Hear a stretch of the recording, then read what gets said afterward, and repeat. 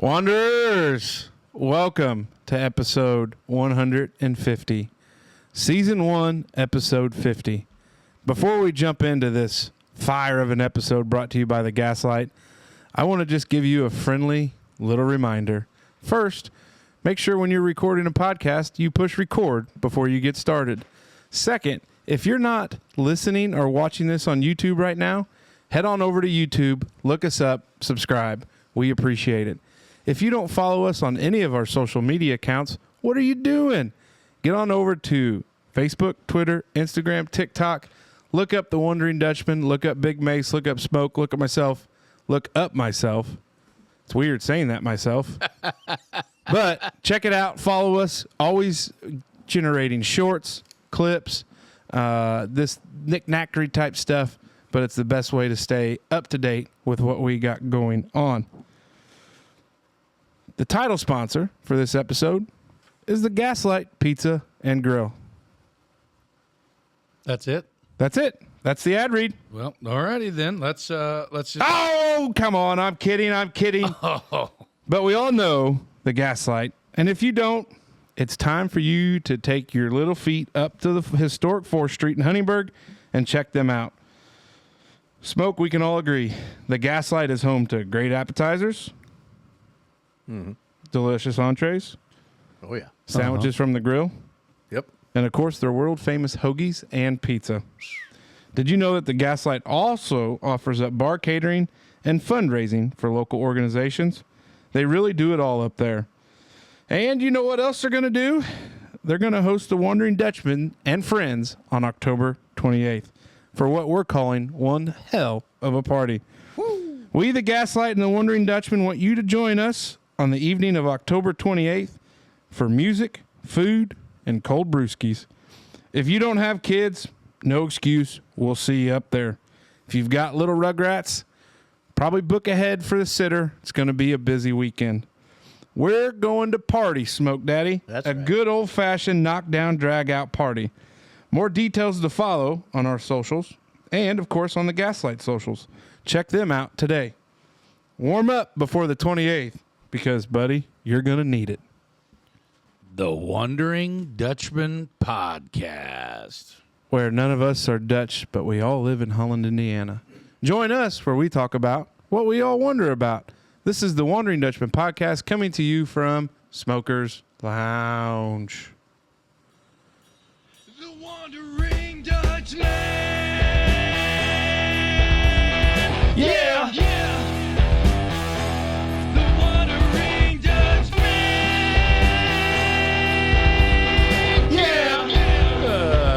Yeah, baby. Here we go. Episode 150. 2 more, and we hit a major milestone that we probably all thought we'd never hit. For reference, today is October 4th. This will be airing on a very, very freaky Friday, October 13th. We're back at it for another great episode. If you're watching on YouTube, go ahead and subscribe because over here to my left, this bearded, handsome fella is an individual by the name of Mr. Curtis Crowe. Who was that? Curtis Crowe. Who was that? Curtis Crowe. Got it, baby. You heard of him. Yeah, what's You've going seen on? him. Hey, he's in the podcast lifestyle. He's in the comedy lifestyle. He's in the dad lifestyle. He's in the married lifestyle. He's in the white-collar working lifestyle. Yes, sir. And he's going to... We're going to nail this, guys. Yeah, someday. This is going to be a great But deal. Curtis is going to join us for the whole show. He's buckled Yeah. up. He's ready He's to run. ready to go. excited. So the last few formats, we've had friend of the program, Curdy G, friend of the program, Dustin Harris, Oh, yeah. and friend of the program, Curtis Crowe, on right. board That is right. to talk a little shop hour 1. Lots of positive feedback on the new format, too. Yeah. I love that. Yeah, We're and trying that's good. something new, and this I is like it. great. Yeah, I like and it. so That's good. Curtis is going to be with us for a little bit of interview and chat session, hour 1. He is not opposed to glizzies because that baby's loaded tonight. Yeah. And then The we're, old two-packer, baby. we're going to jump in for hour 2 with the normal show. Can't wait to see what Curtis has as a topic. But Curtis, be the first to welcome you on board. welcome to the Wondering Dutchmen podcast. Well, thanks for having me, guys. It's an honor to be here. Episode 50. Yeah. Can you believe that? Yeah. That's pretty nuts, isn't it?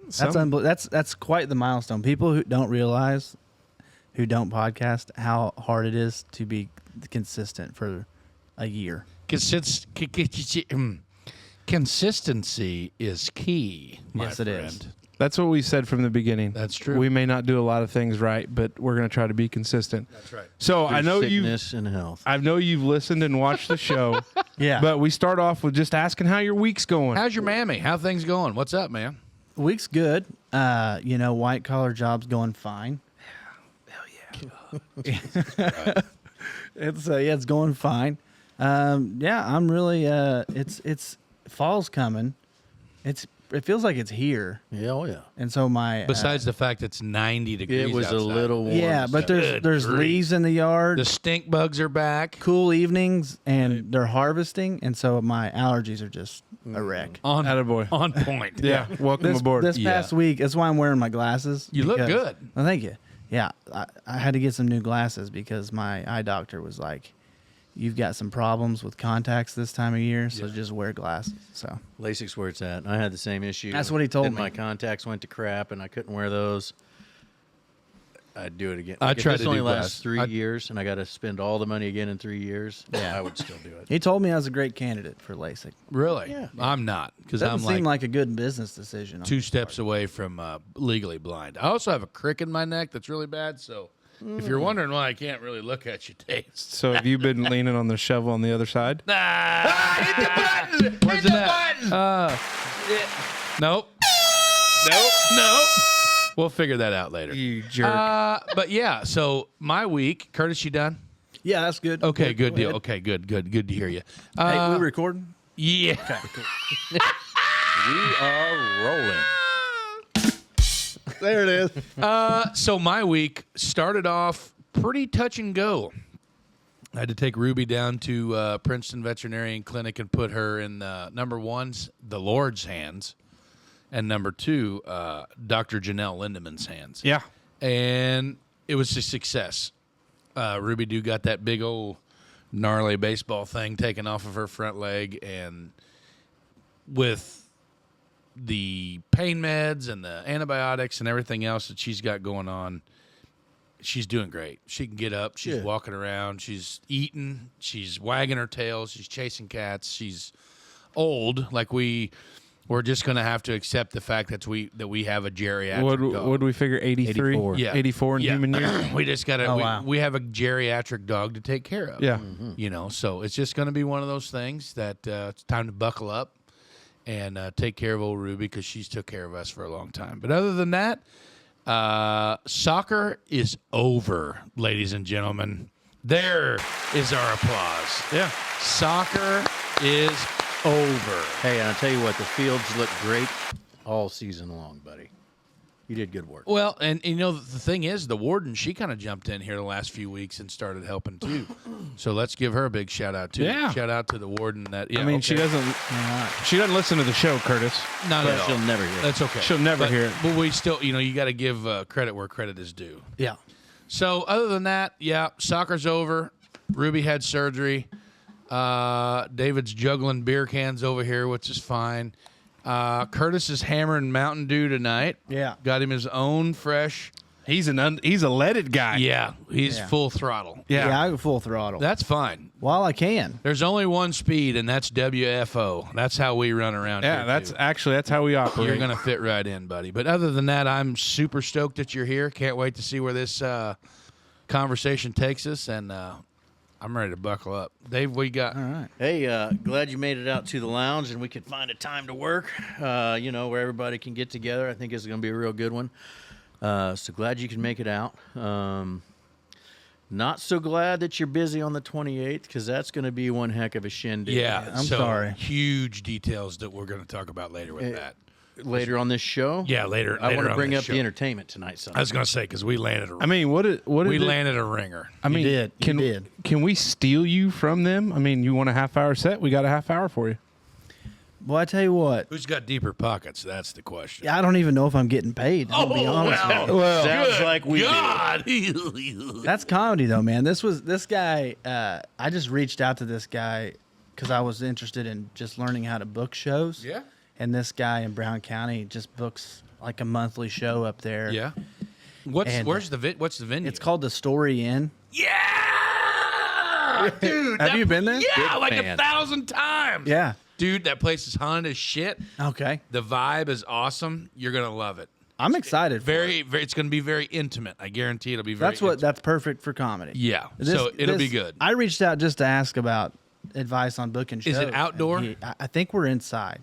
Oh, okay. Yeah, Maybe. they have an amphitheater. They have a small little Yeah. thing, and then they have like a patio area too. So Yeah, but he gave me That's cool. a hosting gig for that weekend, so I'm Yeah, gonna take yeah. it. Cool, First man. time being asked for that, so I'm excited. Yeah. Yeah, dude. You guys will have other stuff. Oh, yeah. Yeah, And I'm working on some stuff with the Gaslight too. yeah, we got stuff planned for sure. Yeah. Oh, yeah. No shortages. Be all kinds of opportunities. For sure.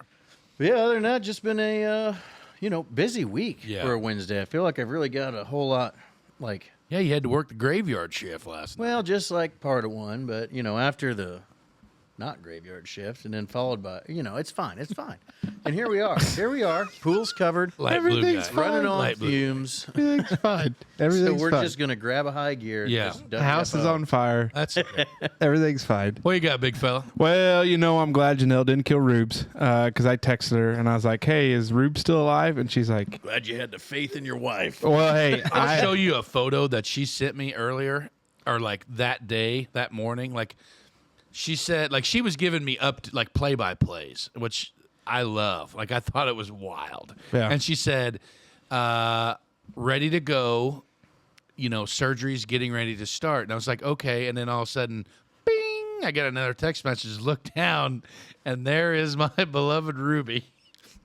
With 47 tubes rammed down her throat, got her all shaved up and ready to rip, and I thought, "Oh God!" Yeah. You know what I mean? Like, wow, that's one of those photos that I love, and I'm glad I saw it. But geez, Louise, Yeah. We're going in hot into turn one. yeah."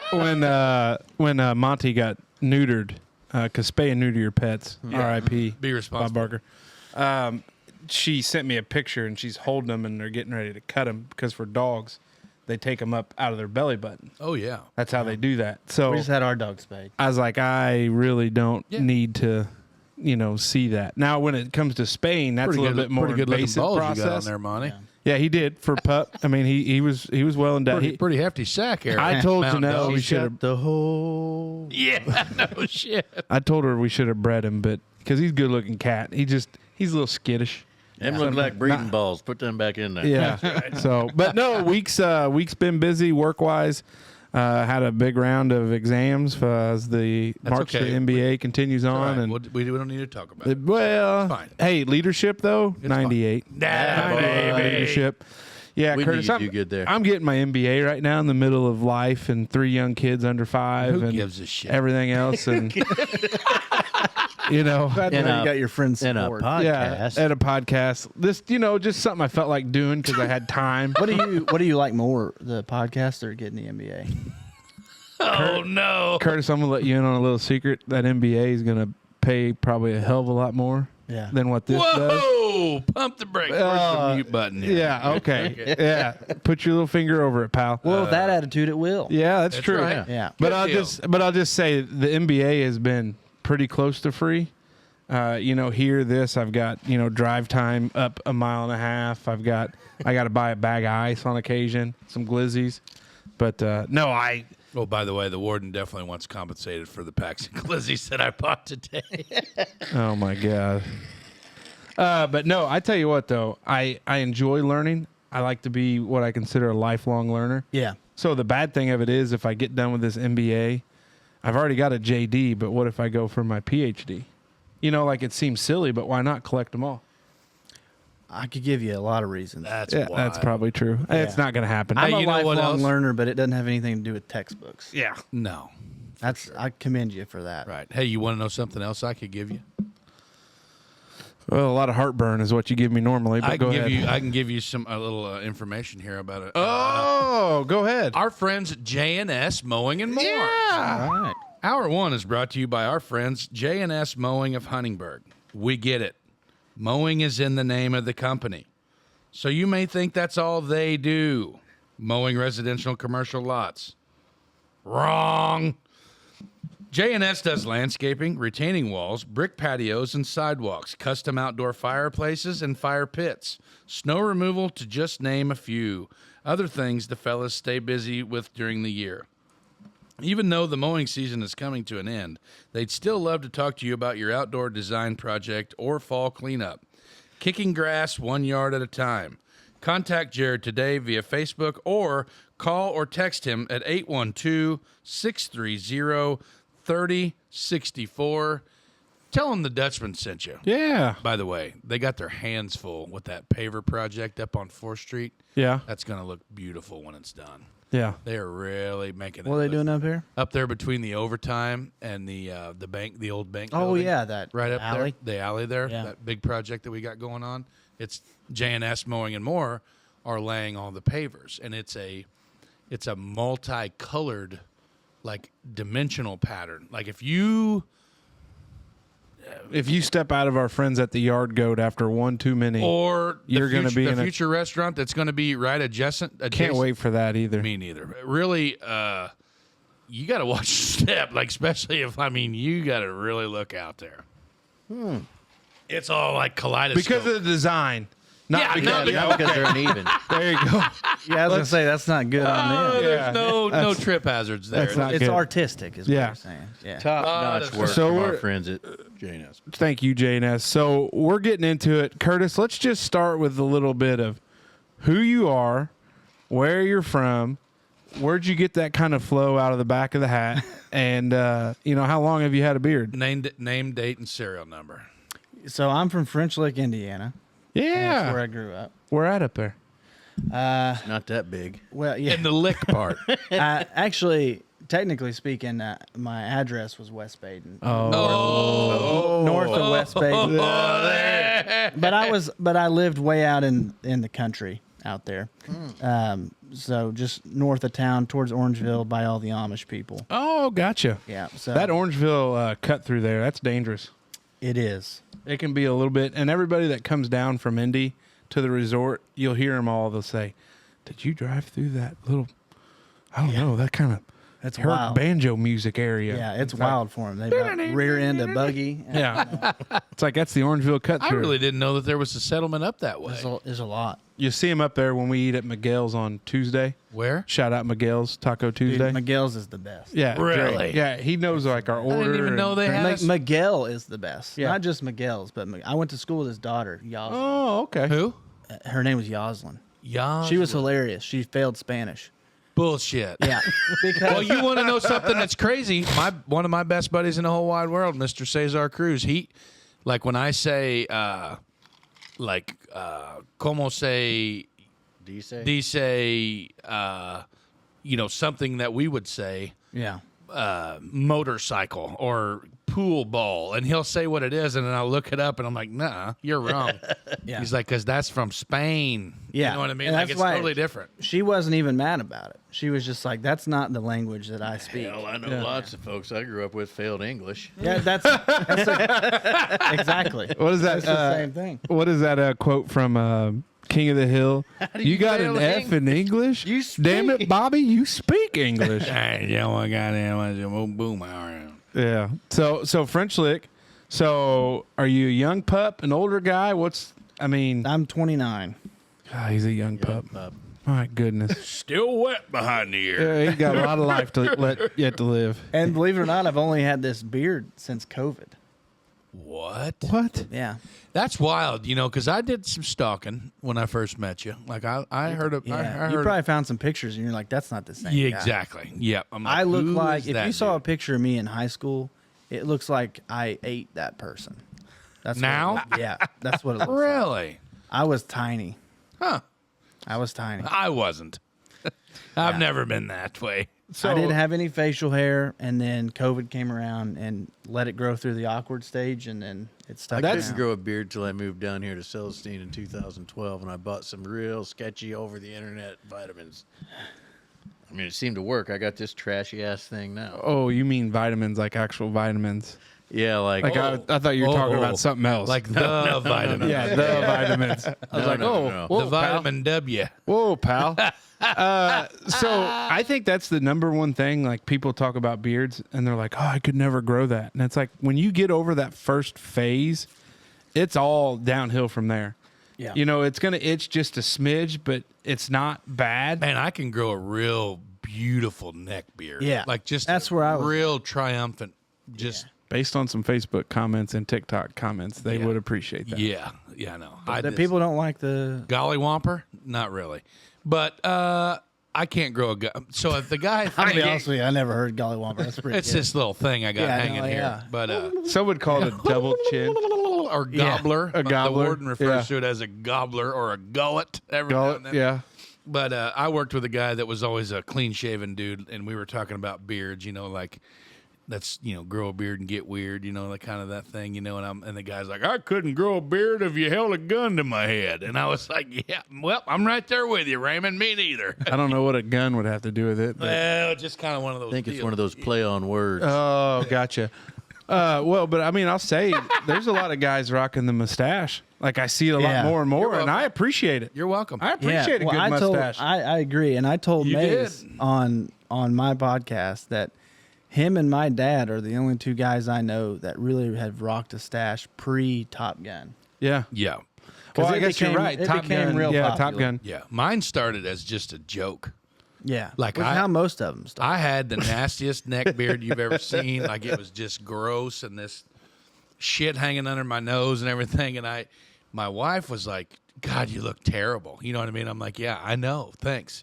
I'll go try to shave. So I did. And then I just left this Ron Jeremy / Dirty Sanchez small caterpillar underneath my nose. Yeah. And I came out and she's like, oh my God, I love that. And I was like, It doesn't make me want to punch your face. who are you? You know what I mean? And then there it was, man. And it stuck. And that was literally. The poor girl was being sarcastic. He didn't catch on. No. Well, he knows she wasn't because she jumped his bones That's like right after two that. years ago, man. That's like 2 years ago. I Yeah. think I've had this. I would say porn stash for two. I don't even 2 think whole people years. refer to that anymore. Not anymore. no. Because I mean, not that but if the porn stash is not a mainstream thing, It's and not. It's not No. anymore. The bush hog is the hedgehog, not bush hog. The hedgehog is long gone. Yeah, it's not a thing there. So Mr. Ron Jeremy. French Lick, 29, wife and kids because we were talking a little bit earlier. Yeah, 2 kids. yeah. I got a 4-year-old boy and a 2-year-old girl. Okay, are you done after that? Or? Yeah, we're done. Okay. Yeah, But like, are you done? yeah, we're done. Like you're medically done? Not well, no. Okay. I guess not. Because that could help your comedy. We career. talked about that too. I think we did one time. Did we? I don't know about Maybe that. we did. I don't know. Like we did on this show. Yeah, We definitely covered it on. I don't know if we know each other that well yet.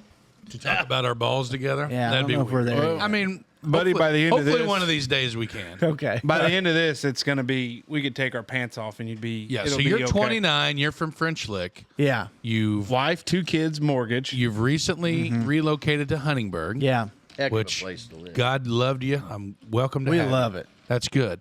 So my wife's from Jasper. Okay. And we lived in My Jasper. wife's from Jasper. That's Yeah. okay. It's fine. Yeah, it's not. So we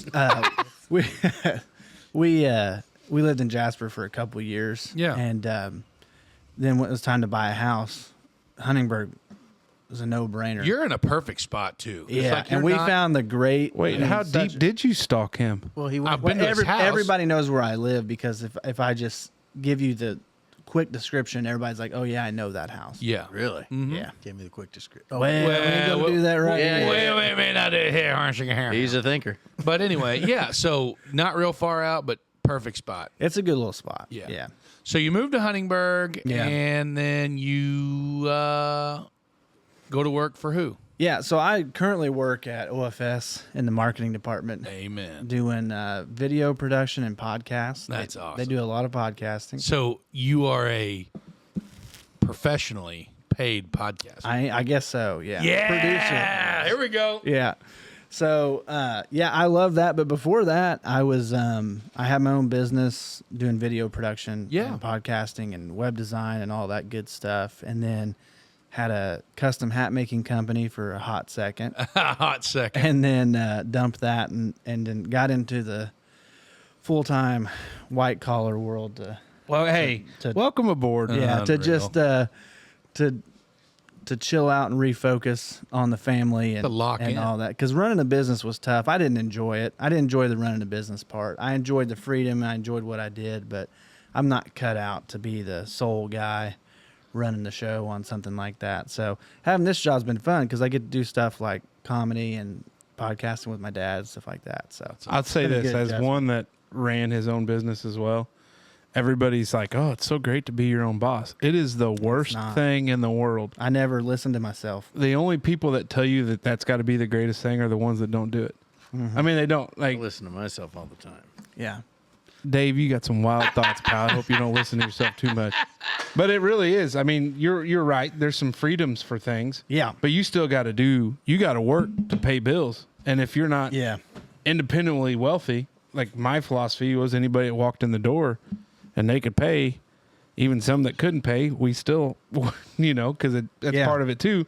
But like, that's the big thing. Like you got to do it to survive. And then, as you added your little ones, I don't know if you were on your own with the little ones, but that first year when our daughter was born with premiums and everything else, we shelled out $21,000 because my wife, as a veterinarian, there's no health insurance or any of that stuff there. That's what we had to do with my first one. It took us a while to pay him off. Yeah.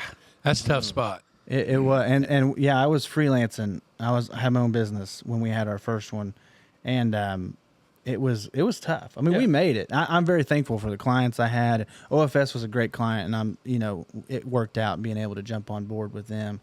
But it just wasn't the right world for me. I was a different person because I just had to be so focused on on the business, and I didn't enjoy that. I didn't enjoy myself. My wife didn't enjoy it, so I don't want to get too serious. But no, it almost we're out of it. You're almost talking about exactly when it was. And it's good that you have a good relationship with your wife where she can say, "Hey, you're not you," because that's the same conversation my wife had with me. Yeah, like, she goes, I really haven't enjoyed living with you for the past 6 months. And I was like, dang, all right, time to change it up.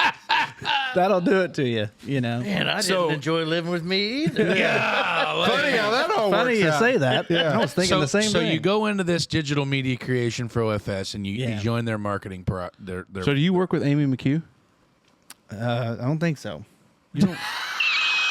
Well, I thought she was into marketing or something. Well, I tell you what, and I'll say this: OFS, it's not a huge company compared to some of the companies around here. But there's islands. And marketing covers a lot. I say marketing because when I tell people that I make podcasts for OFS, they're like, "What in the world Styline doing making podcasts?" That's what everybody always says. Hank's got a weekly show. So I just say marketing. What the hell Styline doing making Because she podcasts? works with Ryan, and she works with Ryan Minky, and up in that area. Ryan, Minky, there. Oh my God! I love it. You're welcome. This is part How of the about you show. pump his tires too? Hey, wow. Oh, wow. 12, we made it 15 minutes. Ryan's a good buddy of mine. Yeah. And I've seen some of the stuff that you've done with him, and I think that's cool as hell. So that's where I was kind of going was, what is there to talk about, like in the podcast world when it comes to a, not to cut him short, but just like an office furniture company such as OFS? Yeah, I mean, it's a fair question.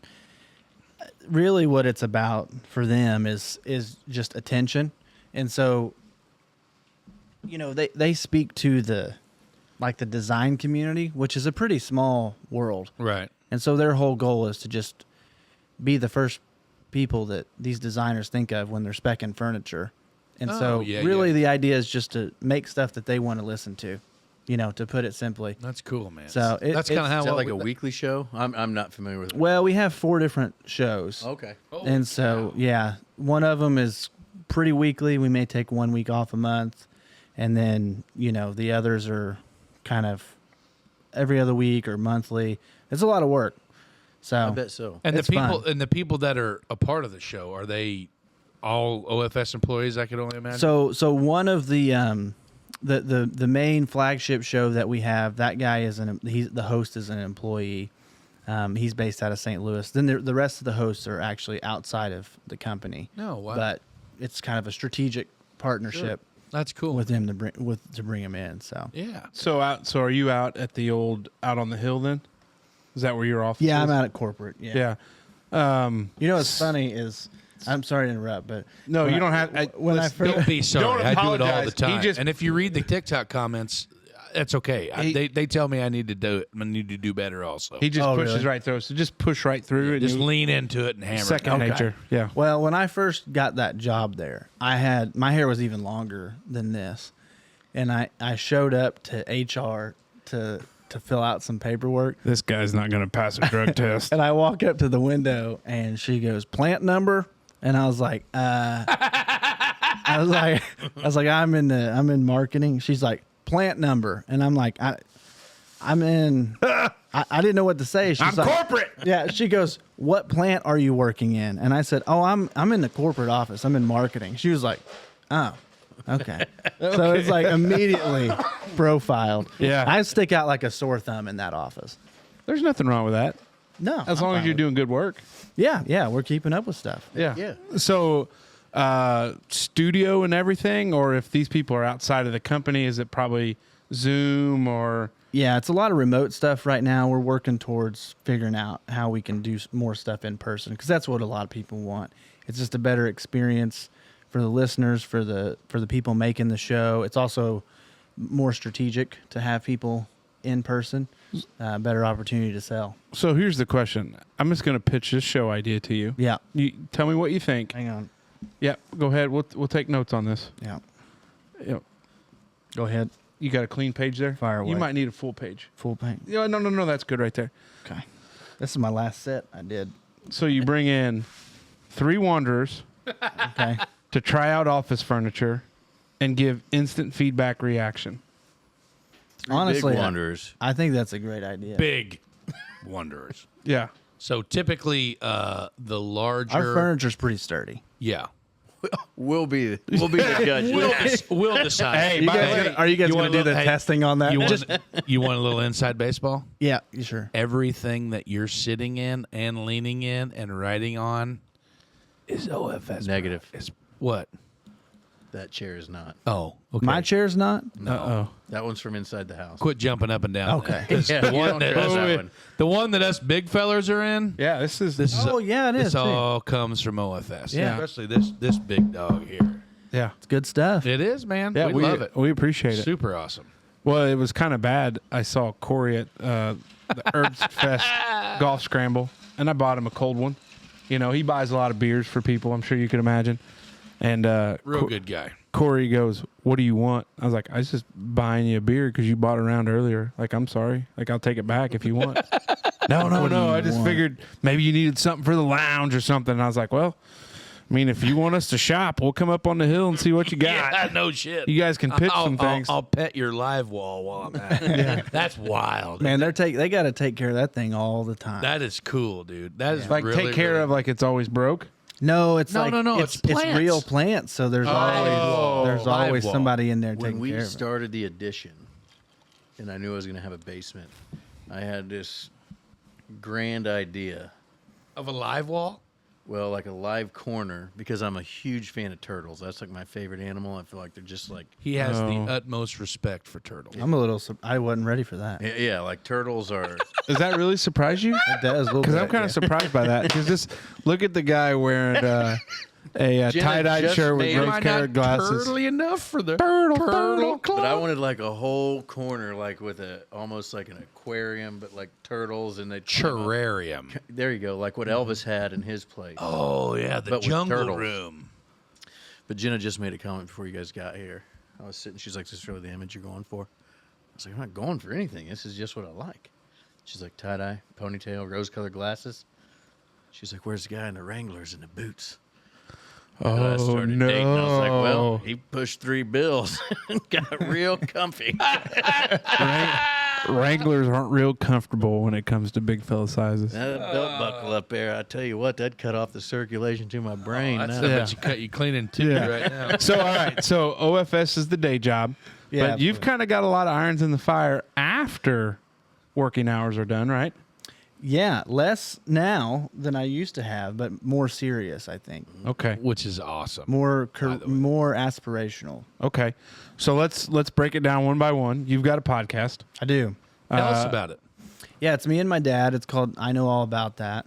And the concept of the show is, I mean, it's not a whole lot different than what you guys are doing, where we're just talking about random stuff. My dad's quite the character. Yeah. You guys have seen him on the show. So he's Big very, fan of Joe. yeah, he's very entertaining. And we've been on hiatus for a few weeks here since he's been in the hospital, but he's coming up out of that. So T's and P's. No, Yeah, those are sincere T's and P's. Yeah, glad we he's had to back clarify our T's and P's Yeah. because we throw them around loosely. yeah. So those are sincere T's and P's. But we appreciate it. Yeah. We appreciate it. He was dealing with it there for a little bit, but yeah, it's a fun show, and it really started it so that I could try to monetize my relationship with my father, and hasn't worked so far. But Just keep hammering because we're Yeah. trying to do the same thing. We're just trying to monetize our relationship with one another. yeah, We don't have to have Thanksgiving together. Why? Well, Yeah. I'm just saying. I mean, we can't. You don't want to have Thanksgiving together, Dave? it went right over your guys. What the hell? I got it. I have to have Thanksgiving with my father. There you go. Yeah. No, but actually, the real reason I started it was to just keep that comedy muscle working, because I was hitting open mics when I was out of town for work. And so I was trying to really, get into comedy any way I can, and being able to constantly put out those clips on Instagram and, Oh, yeah. and stuff like that has helped. I mean, those clips are what got me the comedy show gig in Brown County. that I Really? have. Yeah. That's I mean, I reached out to that guy, and he was like, "Hey, I saw your Instagram. Do you also do stand up?" And I said, "Yeah." And he checked out. I sent him a clip, and he was like, "Yeah, you want to host a show?" So that's why I'm doing it. That's awesome. And it's also, and to be honest with you, me and Dad have gotten a lot closer. We're probably closer now than I ever was That's cool. with him since we started doing the podcast. So that's something that was unexpected, but it's awesome. Yeah. So anybody that has a strained, not saying you have a strained relationship with your father, but if you do, start a podcast Yeah. because you're going to spend time together. Yeah, well, and you spend time together, and you talk about subjects that you don't think you would talk about in an open public forum, and it ends up breaking down a lot of walls So in communication. So it's helped. So with your dad, has he always been this kind of character that it's because like for us, Yeah. the biggest thing we run into is people, not that we've had anybody so far that's come in to be on a microphone and be like, "Oh, this is weird." But there's a lot of people that are like, "I don't know how you guys do it. Like it's got to be," but really you look around the room and it's us four. Like, Yeah. and it's like, but it's weird because some people freak out like neighbor Doug. Neighbor Doug would be great on the show. Absolutely. Nothing to do with the Scared microphone to or death of a camera. microphone. Scared of it. Yeah. And it's just weird. But was your dad like comfortable with it? Or? Oh, he's a preacher. Oh. This was not a problem. Can I get at an all. amen? Yeah, this is not a problem at all. He's a preacher. He's a teacher. He is on the show who he is in real life. Gotcha. There's a bit of a performative aspect, I think, that we all could probably have a little bit when we're on when we hit record, if we do, and it's it's not that way with Dad. This son of a bitch. Well, hey, listen, I did it to you. So Yes, payback, that's fair. Bubba. That's That's fair. right. At least we figured be it out fair. 2 minutes in and not 20 minutes in. But Yeah. no, Dad, he's the same guy on the show as he is off the show. So, and he has no problem being behind the mic. Well, really, the only reason that you were here is because we thought Joe was going to come. But Yeah. but he's not Pull here. the old bait and switch on you. Yeah. He's No, not. hey. He wasn't in the hospital. Joke's on I'm just gonna tell you, sucker. he can say that all he wants, but I'm glad you're here. I mean, I'm happy. I appreciate it. These assholes over there, they're never happy. You got a mouse in your pocket? What They're are you talking never about? happy These about assholes. anything. They're never happy about I'm anything. happy all the time. All right, so Oh where my was your gosh. first comedy show? Where Well, was hold it on, at? hold on. We're What? talking about the podcast. Oh, okay. We'll get to comedy next. Okay, all right, go ahead. I'm Will jumping you the pump gun. the brakes? Yep, sorry. So is there anything else on the podcast you want to talk about That's a good in regards to the podcast? Well, we're getting back after it here in the next couple weeks once Dad's able. I think he got cleared to drive today, as of today. Oh, that's good. So we'll see how that goes. But yeah, it just keep an eye on it because we're gonna hit it a lot harder on this second go around. Oh, yeah. We were on a really good thing there over the summer. A heater. And we were doing good. We were dropping weekly, which is hard to do with him because we can Busy only guy. record in the evenings, and Now you guys he'd do, fall asleep on the show. Yeah, you say you You batch guys record. do like a few together, and then Yeah. Yeah, we sit down and we do like a couple episodes of trivia, and then we may do a regular episode. So we're going to still do a little bit of that. We might do some more live shows to Facebook. That was a lot of fun. I just did those individually, and they were fun. And I think Yeah. they'd be a blast That's with Dad. I like tuning into those. I would Yeah. love to be able to call into one of those. Yeah, oh yeah, 100%. We'll make that. Hell yeah. We'll make that happen. That's cool. So Man, we can have like a We could be recorded and Simulcast. call Yeah, it. you guys can both be- of us yeah. having like oh man, sorry, but Look at we That's got a the, cool We idea. got the wheels turning. That's a cool idea. But we want to do some live stuff too. Just try to turn it into something a little bit bigger than just we thought about doing some live stuff, but I just like your dad said, like I don't think I'm ready to go live yet. Like I You think you need to be edited? Or you- yeah, okay. yeah, And Like, not edited because it would be bad. It would just be when one of those things that Smoke has to bleep out happens. That And you can't that's- do it. Yeah, you can't do it on live. And Dad never says anything that. That's right. Dad never says anything that bad. It's just he's a preacher, so I got to look out for that. So like the very first episode, the first 2 or 3 episodes were recorded in the church. I don't know if you've ever seen those. I was I just do. watching you guys those are the just other sitting, day. You're sitting in the pews with the old With the headset. Yeah, the old crew and chief. finally, I told him, I was like, hey, this is getting serious. Let me set up something in the basement. We'll make it a little more official. And so we've still went through some iterations. We finally found what we like. But those episodes in the church, yeah. so episode 1 happens. It's doing great. I put a clip out on TikTok. It gets like 1.5 million views. And it's a PUC. yeah. It's the clip about my dad. He's basically saying, have you seen that clip? He's abbreviating sentences that no one ever abbreviates. And the clip just went viral because everybody was like, that's my dad. He does that too. We got so much attention that Manscaped reached out to us. That's awesome. And I was like, this has got to be some kind of prank. And I responded to him, and I was like, they're like, we still want to try to do something. I'm like, well, you realize we have 1 episode out, and it's a clean show. We record it in a church. My dad is a preacher, and they're like, well, we have PG ad reads, and I'm like, so what's in it for us? Like, we'll send you both like a welcome package. You'll get a couple trimmers, nose trimmers, some underwear, a shirt, and I was like, do it. Sign And I us didn't up. tell Dad about it. And episode 2, I hand him the paper and I said, read this ad. And he's sitting there reading a Manscaped ad in church. And that's when I was like, he's like, #1 tools for your family jewels. And I'm like, yeah, we got to get this. We got to get this baby out of church. Yeah. Well, it's funny you say that because when we had Curdy G on a couple of weeks, God. old big fella there in the mint green shirt went on a little bit of a tangent.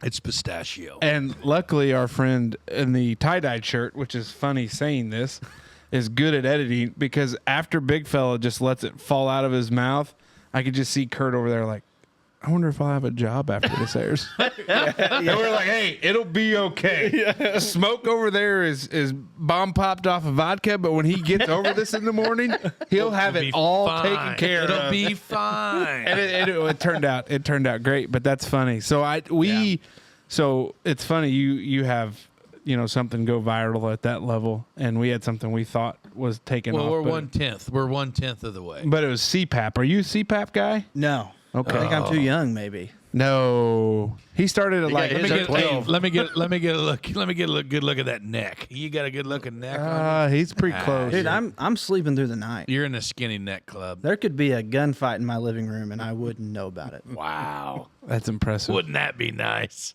To have a gunfight in your living room? Well, Sounds like a lot of holes to. apparently, per TikTok, it's because we. Weigh the same amount of a subcompact car. Yeah, it's because Yeah. we all. I saw weigh- some of the comments. we- It's rough for y'all. But you know what? I went back You guys to are your getting viral beat one, up. and I'm like, man, I wonder if they had anything in there. And I went through your 800 comments. I'm like, man, they love them. Like everybody. Well, was- but you know what? I love it because I've. Did you see the one today? No, I haven't looked at it in 2 weeks. Oh, in a you week. got to read them. The one that was like something about like I fell asleep for 25 minutes. What I thought was 25 minutes. Yeah. And then the one guy said something about, you mean more like 25 little Debbies. And then did you see what I commented back? Is your mom's name Debbie? But we talked about it on the episode that dropped last week. We talk about like trolls man. and doing all that stuff. But you know I what? love it. We embraced it because Oh, our yeah. whole thing was when we started, if your only complaint is we're fat, okay, pal. Yeah. It's been that way since probably 5th grade. And Yeah, like I don't know, like we kind of embraced it and enjoyed it because you look at these people's profile, that it's minuscule. Loserville, They're USA. loser. Well, and when you have videos pop off like this, you're going to have your fair share for of sure. negative comments. Hey, and and you know there's what? nothing better than going back at them. Do you have a burner account? No, I go right at him. Curtis Crowbird. Right back at him. Yes. Yes. Because that's It's fun. That's what the warden was saying. My wife, she was like, "Oh, don't worry, honey. They're probably just burner accounts." Because we looked at some of them and they were like 0 followers. Yeah. They're only following like 4 people. They have no videos to post. None of this shit, you know. and They're then- just there to be trolled. yeah. And we were talking about it, and was it you or was I don't know what she said? I said something about what if it's actually our wives that, Oh, that all man. have burner accounts and they're That's just, pretty likely. that are just hosing our ass the entire time. Yeah. I don't know. You know, but it's like that's the crazy thing. Like that's how we know the podcast has grown Yeah. to where we've gotten outside of the friends and family is there's people that I always told them like when we got to the point where we were getting likes and people following on Facebook that you're like, we don't have any friends in common. And it's like, that's cool. And they don't have any awesome. friends in common with Smoke or Big Mace. And it's neat to see it grow for 3 idiots that sit here and talk about whatever. But it's crazy because it comes with the good and the bad. And we were talking about the mental health aspect. We're big pro mental health people. But some of these trolls, you want to just like call them up and be like, what do you have going on in your life? Where you're able to sit back as a keyboard warrior. And we've got some keyboard warriors in the stable. We just haven't unleashed them yet. Yeah, we have a El Duce. Like we've got a guy. We've got some guys waiting Yeah. in the wings. Yeah. So if you ever That's fun. need somebody to do a little cleanup work on aisle 5, just let us know. Honestly, I like doing some cleanup work because it's good material. Yes, You know. Sure. You know, it's Oh yeah, for stand. Yeah. hell yeah. That's why I post so much because I get a lot of comments, you know, and sometimes some people say funny stuff in the comments, and I'm like, I'm gonna take that. Yeah. That's gonna be a punchline. You know, so that leads into the comedy aspect. Yeah. You are starting out on a comedy journey, right? Yes. Or Yep. you've been on it for how long? not long, just almost 2 years. So what inspired you to get into it? Well, I've had friends and family. You know how it goes. They say, "Hey, you're funny. You should try stand up." Yeah, we said that, and then we started a podcast. Yeah. So well, yeah, we get it. It's always something I've wanted to try. I've always been a big fan of stand up, the art of stand up, everything like that. But where we live, where do you do stand up? Our friends at the Gaslight. Well, for sure. That's definitely going to happen. in the past, virtually nowhere. Virtually nowhere. And so I travel to Chicago a lot for work. Big comedy scene. Big comedy scene. And one night I was like, you know what? What do I have to lose? And I got done with work, went back to the hotel, amped myself up. I'd been writing for years on a notes app on my phone. Yeah. And I just signed up for a mic. My name got drawn. I went up there and did 3 or 4 minutes, and it went great. And I was like, Hooked. holy cow, this is a drug. Yeah. Like, this Like is a amazing. bolt of lightning through the tip of your Yeah. penis. And, well, yeah. And I get it. Just like I that. don't think I've been there yet. but- Well, it'll come. It'll come. all right. A double entendre. But and then the next night, so I think I did 3 nights in a row that first time. Wow. And I went to a different place. I found a shared Google sheet in Chicago that these comics have made, where you can see the list of all the open mics in the city. And there's a ton. That's cool. And so I go and I find a place, and I'll never forget this place, Lottie's Pub in Chicago. And it was in the basement of this bar, and it was just comics. And I went up there and I bombed for 5 minutes. And it was exhilarating. You told me that. Like Yeah. you said, he goes, dude, I tanked. Like it was terrible. And I left, But he said, and I was so happy. loved I it. was like, I got to do that again. So so I don't know if you watched our in-depth with Todd McComas. yeah.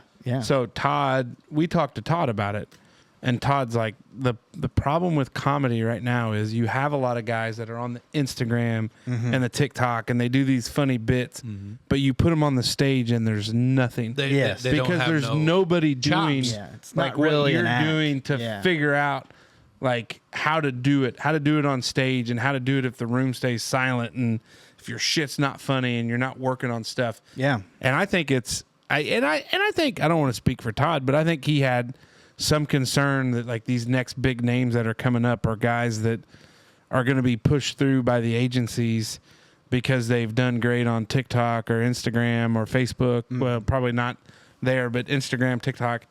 And it's nice to know that there's guys that are out there. It's kind of like the music scene. You got all these guys that are singing, who's the old boy singing Richmond Men? Oliver Richmond, Anthony. Oliver Anthony, yeah. like that kind of situation where these guys that are unsigned and kind of able to find this fame, that this is where some of these comedians like yourself, doing a bit somewhere, that it starts to take off and it grows and it builds Out and there grinding, man. you build that Well, career. and doing it. comedy is networking, man. It's showing up, being consistent, making friends, and you hope that one of your friends, your comedy friends, gets a good gig and he takes you along with you. Yeah. Or you hope that you make the right connection. I just built a show out at the Astra in Jasper a couple weeks ago, and I got Brian Bates from Nashville, he's on a pretty big podcast, the Nate Land podcast,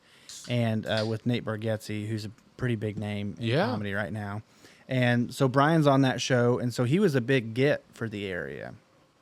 And people were a fan of the podcast, and I brought him in, and he brought in Jake Rubel, who's a comedian from Spencer, Indiana. And, it was a fantastic show. It was a good night, great crowd. Everybody did great. And I made really good connections with those guys, and they're really well connected. That's and awesome. that's a big part of it. If I can go up on stage and do my 10 minutes, and those guys are like, hey, keep it up, man.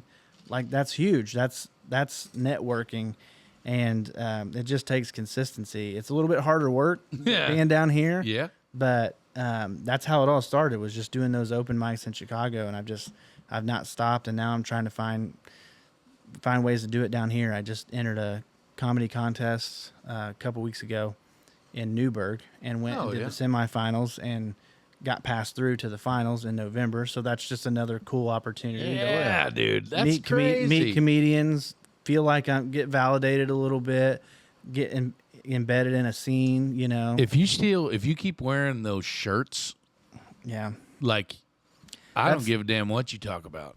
You're gonna make it. That's my stage look. Yeah. This is my show ready look. Yeah. I've decided. So it seems a little crazy because if you know me, you know that I'm not like a a huge like fashion guy, so to speak. Never would have guessed. Curtis, read the room here. Never would have guessed. I mean, I'm typically, like I said, I had that thing on tonight for my daughter peed on it. Okay. You know, Yeah. if she pees on this bowling shirt, we're gonna have a problem. Trouble. She's going back to where she came from. That's yeah, right. yeah. And then you had another one that your show shirt, but you got barbecue sauce on it, though, right? I did on that on that episode of Yeah. the Super- podcast. super- we were What, jealous. what kind of barbecue sauce was it? Super jealous. On it that, was dude. well. I don't know if we can talk about it on this show. They were fighting words, baby.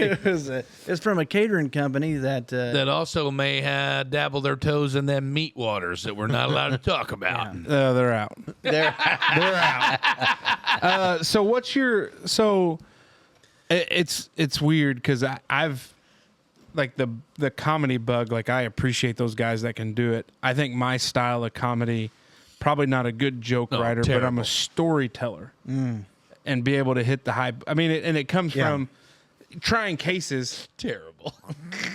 Trying cases in my former life. No, dude, When that you're, would- and yes. when you're in front of a jury of 13 people Yeah. that don't want to be there, I could only imagine going to an open mic night. I got 5 minutes of material off the top of my head. Do you slip in some jokes when you're in those situations? Slip in a couple punchlines. I usually not because I don't That's know how frowned the Court upon. of Appeals would appreciate that on review. That hey, this asshole's making a joke about barbecue sauce on your favorite shirt. So I didn't. But I've always thought it would be great. But what's your process of getting to that point where you got a show coming up? You talked about it. You're going to be in Brown County. Yeah. What's your like? Do you've got? Because we kind of, I don't know if we talked to Todd a whole lot about that, but you know, Todd's got a lot of stories from back in his day, and he's obviously works material as well, and his travels. But he kind of knows like if this is a show area that I've not done in a long time, I can go back to some of that good gravy because these people probably haven't heard it. So as you're starting out and you're kind of working some of these spots, and what's your process of getting ready to a show? How do you pick out like, oh, I'm going to go to this joke, or I'm going to go to this part, or I'm going to go to this? Like, how do you get ready for a show?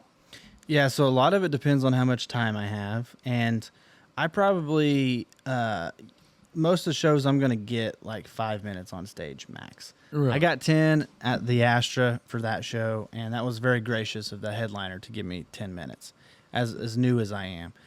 But I probably have a total of like 15 minutes of material that I feel comfortable with. But to your point about stories, like that's why people thought I should try stand-up, because I'm a funny storyteller. But there is a very big difference between just in this scenario telling a funny story, making you laugh. Like I have a story that I've told on the podcast. We put it out as clips. We had a horse when I was a kid. Horse died. My dad tried. We have to talk about this because I have the same story. Yeah. So my We can get dad, off air, but- my dad tried to bury the horse, and I mean, listen, when the horse dies, it's not like it's a problem. Little Yeah, you inside don't pick it baseball, up, put it in a shoebox. When you go to put a horse down, Janelle usually says you lead it out to where the hole is. Yeah. And then put it down and just let her. Yeah. Well, fall that's in. what smart people do. So anyway, We didn't do that either time. my dad got his buddy out there with a backhoe, and they dug a hole, and then they hooked chains to the horse's legs and lifted it up over the hole. Well, then the chains either broke or came undone, and the horse just fell in, and then they just started beating the horse down in with the bucket. And so I'm like, And the horse is horse is gone. Well, just not deceased. Rigor mortis has set in, so that's why they had to beat on it a little bit. And so Because if rigor mortis hadn't set in, you could fold it a little bit Oh better. fold. my God. it stiffened up on them. It was like a 2x4s down there. And I came out there a couple days later. I was probably 7 years old, something like that. I mean, I was young. Yeah. And because I went out there, like, I miss Sonny. I'm going to go pay my respects to Sonny, have my moment, you know. And I go out to the pasture, and there's just a hoof sticking out of the ground. Oh my God. And as a kid, I thought, God dang, Sonny was alive. They buried that horse alive. And see, that's a funny story, right? But when I tell that on stage, Takes too long to get to the point. so the thing is, when you have stories, you got to develop punchlines throughout. Yeah. So you got to have the rigor mortis punchline. You got to have the bucket. You know, you got to use your mic. You know, whatever you got. Like whatever you got to do. And they trying to beat that sumbitch down the ground. Yeah. What made it so crazy, and we're going to talk about it now because we're here. Yeah, let's talk about it. So I heard that, and the first experience I had burying a horse was my sister's Arabian. That was a white horse named Sunny. It's like Wow. registered name was FM Sunflower. She's white with speckles everywhere. Yeah, that's what this wasn't an Arabian horse, Yeah, but this was an Arabian. yeah. And we had to dig the hole with we didn't have a backhoe, we had a skid steer. At the time, it was my sister's boyfriend. So we dig this hole, and like it's hard to dig a hole with a skid steer. Yeah. So it gets to be midnight, and the rain starts coming in. No storm yet, but we could see it's coming. So we didn't want to end up where you were. So we're like, we'll put her, because she was pretty stiff. Yeah. So we're like, we'll push her in feet first, and the weight of her, Yeah. why she'll. Drop right in. Yeah. Yeah, no. No, It's well, like them pushed her in, suckers- them and suckers- she stood up Yeah. with her head out of the hole. They sleep standing up. Yeah, it Them is Suckers are wild. strong. Yeah. But you told that story, and I'm like, son of a bitch, that's my story. Can't bury Sonny. You just can't bury Sonny. Sonny's the Sonnies don't go down on the east side there. Yeah. We should have buried her on the west side of the That's farm. right. So what comedians do you have like that are inspiration or that you like that you do like that you enjoy or you're I mean like I said Bert Kreischer, like I'd love to rip my shirt off and just make people laugh. Like obviously his jokes do. I mean he's worked on his body. He's slimmed down. Him and Tom Segura, they've found that healthy kick in their life. But are there any comedians right now in the game that you're like, oh, these are guys that influential? Yeah, for me, the biggest one is a guy named Dusty Slay. Mm-hmm. And You for sure he doesn't do porn? no, Well, he's not for sure. I don't know him that well. Yeah. But aspirational goals for me are to be able to work with him at some point. But he's a great comedian. He's out of Nashville, and I get compared to him a lot because long hair, wear a hat. He actually has these like really vintage looking glasses that he wears all the time on stage, and I can't go that far because that would just be a direct ripoff. But he's probably my favorite right now because he's not like super famous. He's not on the level of these guys like Kreischer and Tom Segura and Bill Burr and Nate Bargatze and all these guys, right? He's not there yet, but he's so good, and he's just such a great writer. Yeah. And that's what, like, I listen to his podcast, and it's similar in the fact that he can tell a story and be funny, but it's really awesome when you hear that story come through in one of his jokes and how well it's written. And so that's the biggest challenge for me is how do I take things that happen in life and then turn those into bits. And so that's why he's really a big influence on me right now because he does that very well. Yeah, that's cool. What I find intriguing about the comedy game is there's a lot of guys out there that make a very good living that you've never heard of. Exactly. These comedians are doing fine. Oh yeah. These guys that are going around, even the guys that do corporate stuff and guys that do church stuff. Like, listen, I could get in the church comedy game and I could be fine. Like, Really? that it's a great little niche in the comedy world where, these churches are putting on shows all over the country, and it's corporate church world. A lot of comedians are still working in that and also doing clubs too and trying to get big, but they're still making a living and doing fine. They may never get big. They may never get to these huge levels. Well, just from what I you want to go to Liberty Township, Ohio, on December 8th and 9th. Dayton, Ohio is right by Richmond, Indiana. I don't know Liberty where Township. I don't know where Liberty Township, Ohio is, but Funny Bone in Dayton. it's called the Liberty Funny Bone, and Dusty Slay's got a show. Must be 2 nights. Yeah, he usually does 2 or 3 nights. Yeah, we could go there for my birthday. December birthday's- 8th and 9th. My birthday's December the 10th. No way. Yeah. That's my wife's birthday. No. so Yeah. he's out. is No, what he she just- loves Dusty Slay. She would well, go. okay. There we go. Unless it's like supposed to be a guys only thing. She won't listen to this, so we're safe if you want. Oh, so your wife's in that club too. Your wife's in the club. Well, his wife's on his show. she's though. on my show, but she doesn't care about anything else I do. Respectfully, Respectfully. There you go. There you go. she knows that I care about it, and she cares that I care about it. But she's not a she's not So- into it. Your brand of comedy Yeah. is, and I don't want to say it in a derogatory way, but you do clean comedy. Yeah. Mm-hmm.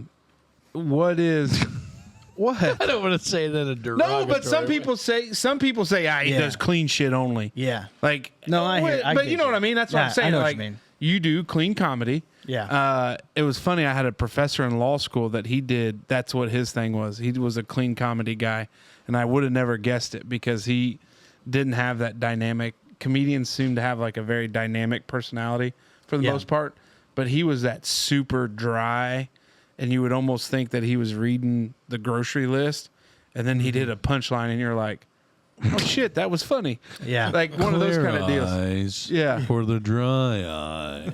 I was just saying that in my head. Where's your eye? Ben Hey, Stein. when those two sync up together, it's a freaking magical moment. If we were girls, we would have our period at the same time. Absolutely. Yeah, that's a great story. So, explain the clean comedy world. Yeah. Does that prevent you from some shows? Does it prevent you from some things? I mean, I understand why you would probably want to do it, but kind of just explain that little segment of how you do comedy. Yeah, I mean, I choose to work clean because that's just kind of who I am. I mean, I'm clean individually. You're I not don't- clean cut. No, But you bathe, but so you're that clean is that way. actually a juxtaposition that helps me. So when I show up to Chicago and I look like this, And then you do a and whole. then I do a whole clean set bit. of clean stuff that makes people are like, "What the heck just happened?" wow. And that, yeah, and it helps me a lot. I like working clean because again, that's just who I am. For sure. I do think that working clean is harder. Oh, I think without a doubt. I think it takes. An F-bomb. because all you got to do to make anything funny is just drop an F-bomb. Yeah, you have to find words and phrases that hit, and it's not. And it's hard to not beat an always- F-bomb. It is. I mean, it is, and so it's.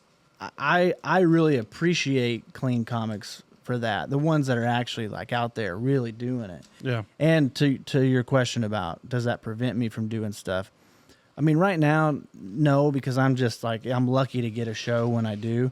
But I have been in many situations where I'm up there doing, I did the Laugh Factory in Chicago. I Yeah. got on at that open mic, which was amazing. That's pretty cool. I was the only clean comic. There were like 40 comics that went up. wow. And I did okay, but you could tell that crowd was ready for some off-color comedy that night. Yeah. Yeah. And so it was I didn't hit as well as what I feel like I could have I at, think you got to lead out with that one yeah. before everybody gets their heads set Like Yeah. at a daycare center. And that I like Sure. doing daycare shows. Yeah, those are real fun.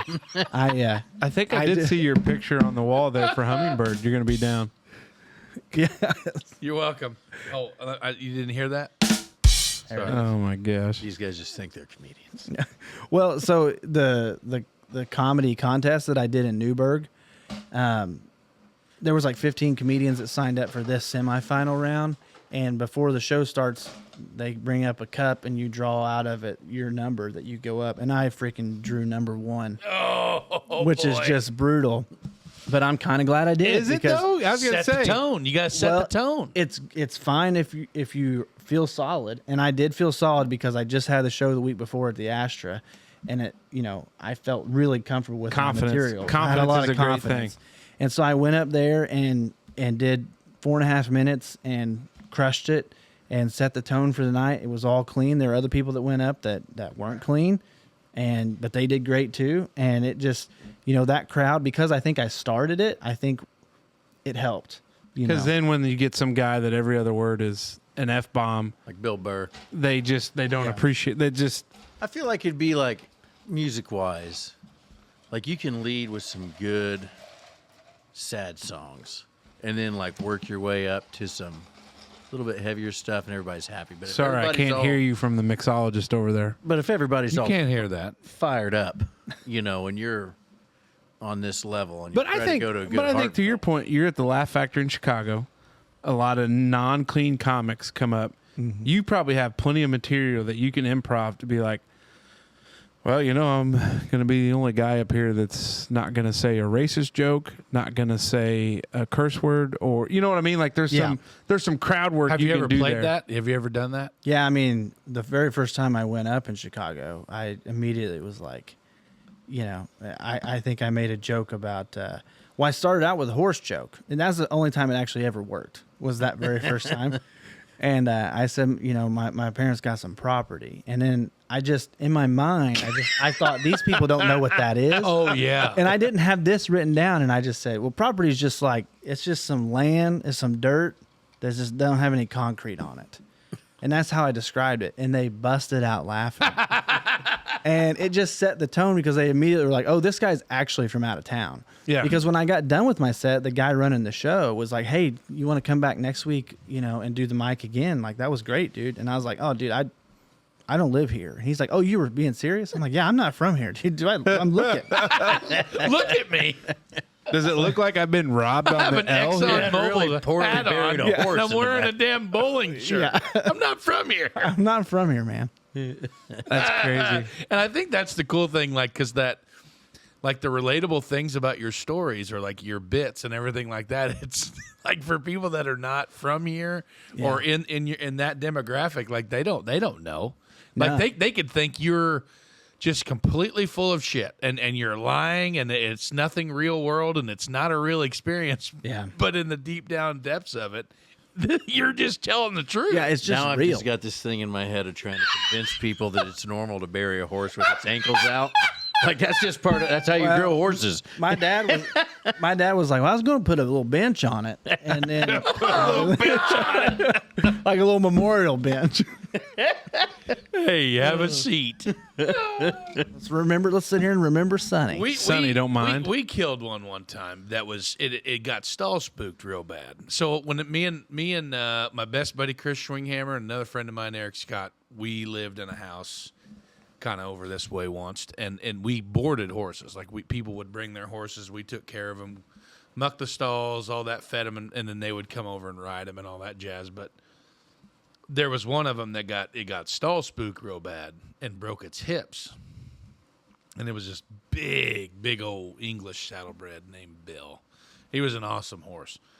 And it came time where it was terrible. It was an awful experience. And the whole thing, the same thing. Like you got to lead it to the hole and you chain its halter to the bucket and the whole thing and put a big old furniture pad over its head and all that shit. And we were like, okay, but now what do we shoot it with? You know what I mean? And like, the only thing that we had at the time was like this big old dirty, hairy looking 44 mag.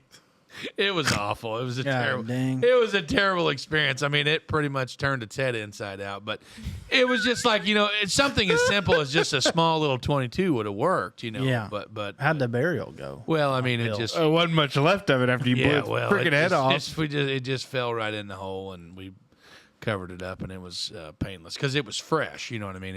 The hole was already dug. Like I think you said the smart people way to do it. Yeah, dig the hole. Yeah, we dug the hole. Premeditated. Yeah, Not what we did. No. Yeah. Oh, that'll happen. We were very reactionary. yeah, more on the reactive side than the proactive side. So what's the hope of your comedy career? Well, I think right now, To make $2 million and have your own Netflix special. Listen, who wouldn't like to do that as a comic? But I think I have some bigger goals. But one of the first goals I'm chasing after is to just be able to have a working comedian say, "Hey, I like you. Do you want to do a couple weekends with me on the road?" Like I just want to get to that point where I can get some recognition in that way from an actual comedian and then get consistent work. I think that's the hardest thing for me right now is like, if you want to talk about a goal that's like a step below that, it's just create whatever opportunity I can locally, to do comedy, because I'm not always traveling for work and I can't always go to Indy or Louisville, and a lot of open mics are what they call bringer shows, which means you have to bring sometimes you have to bring 10 people with you, paying customers, in order to get to go on. Oh, That's wow. ridiculous. Yeah. That's for somebody who's trying Now, it for the hold first on. time. Big cities, I bet you can find some people Get a bunch of Hungry. homeless guys in there. Hey, they might. Hey, gents, tell you what, I might- got your dinner and 2 beers. They might come on smell down. like urine and have hypodermic needles in Go their down pocket. to Skid but- Row and get you a squad. Yeah. The problem is they're going to be 10 paying customers. Well, I mean, you buy them a couple beers. Hey, just expensive. I would to, give it expensive. Just expensive to OFS brands. Yeah, I'm sure that'll go well. Well, it'll all work Hey, out. boys, I'm doing some networking. Get over it. Yeah. Trying to find Dirty some Mike and the boys. Yeah, trying to get Dirty Mike and the boys on the podcast. Yeah. Thanks for the effort. I'm trying to get them to test out some furniture for us. Dirty Mike and the boys. So your wife's okay with it? Yeah. I think in the beginning, she was like, well, I don't care what you do. You're not at home. You know, you're in Chicago for work or whatever. Like, have fun. You know, and then I think she saw me do comedy for the first time, and she was like, oh, this is like something you clearly enjoy and you've got some potential at. And then the show at the Astra, I think she was like, oh, okay, this is like How long This have is you it. been married? 7 years. So your wife still supports your goals and dreams. I was going to say, That's Yeah. great. I'm trying to get as many in Congratulations, as I can. Congratulations, pal. Wow. Man, that's awesome. I mean, Listen to these guys talking all this trash. We've been doing this for 50 weeks. Yeah, I know. And I mean, the warden not reminds without me of it our- every time I leave. Yeah, that's true. But she lets you leave. She That's hasn't if catched that's up what you on wanna your call it. return. it's easy for you because you just walk out of your house, pal. Fair. Well, Yeah. Hey, I got to sleep on the couch sometimes so I don't wake her up. Well, hey, Dave, when I walk out of here sometimes at 2 a.m. and I hear you turn Fortunate Son up to about 30, oh my! I Yeah, know which, by you're the way, tying one off. If you want to hang around a little bit, we might get some old Vietnam chopper music on 10,000. Yeah, a little CCR. You going. might be able to hear it from your house if you stand outside long. You might have flashbacks to the Ho Chi Minh Trail and you weren't even freaking there. It's brutal. It is It's good brutal. stuff. So what's the future hold for Mr. Curtis Crowe? Well, that's tough to say because I've done a lot of side quests, and some of those side quests have turned into full-time operations. I would say future goal, I would love to be a full-time comedian, but I think right now I'm doing what I can. But to be quite honest with you, it might be kind of a boring answer, but I love having some normal stuff in my life, and I, have time for the kids and the wife since they're so young. I really enjoy that because the first 2 years of my son's life, I feel like I, was a little bit disconnected because I was working so hard to just pay off his hospital bill and just do what the heck going on down there. There's a cat. Okay, okay, but There's no cat. yeah. But so now I feel like okay, it's nice being able to just. And the thing is, I love my job at OFS, so that helps a lot too. Yeah. When I like my day job, but ultimately, I would love to be a full-time comic. But that's something. I started a video production business. I started a hat making company. You can do that pretty quickly, but doing comedy full-time, You got to grind for. you got to grind, and I enjoy that. I A enjoy lot that. less people willing to spend the money on it than Yeah. promotional stuff. Like I said, I don't even know if I'm making money at this show in October, but I don't care because it's stage time. Opportunity. There's going to be 2 other comedians there. If they like me, they might have a paid show and be like, "Hey, do you want to come do this show with me?" That's That's where it's at. slow grind. That's for sure. Well, I respect the hell out of it because it certainly is to a certain extent a young man's game.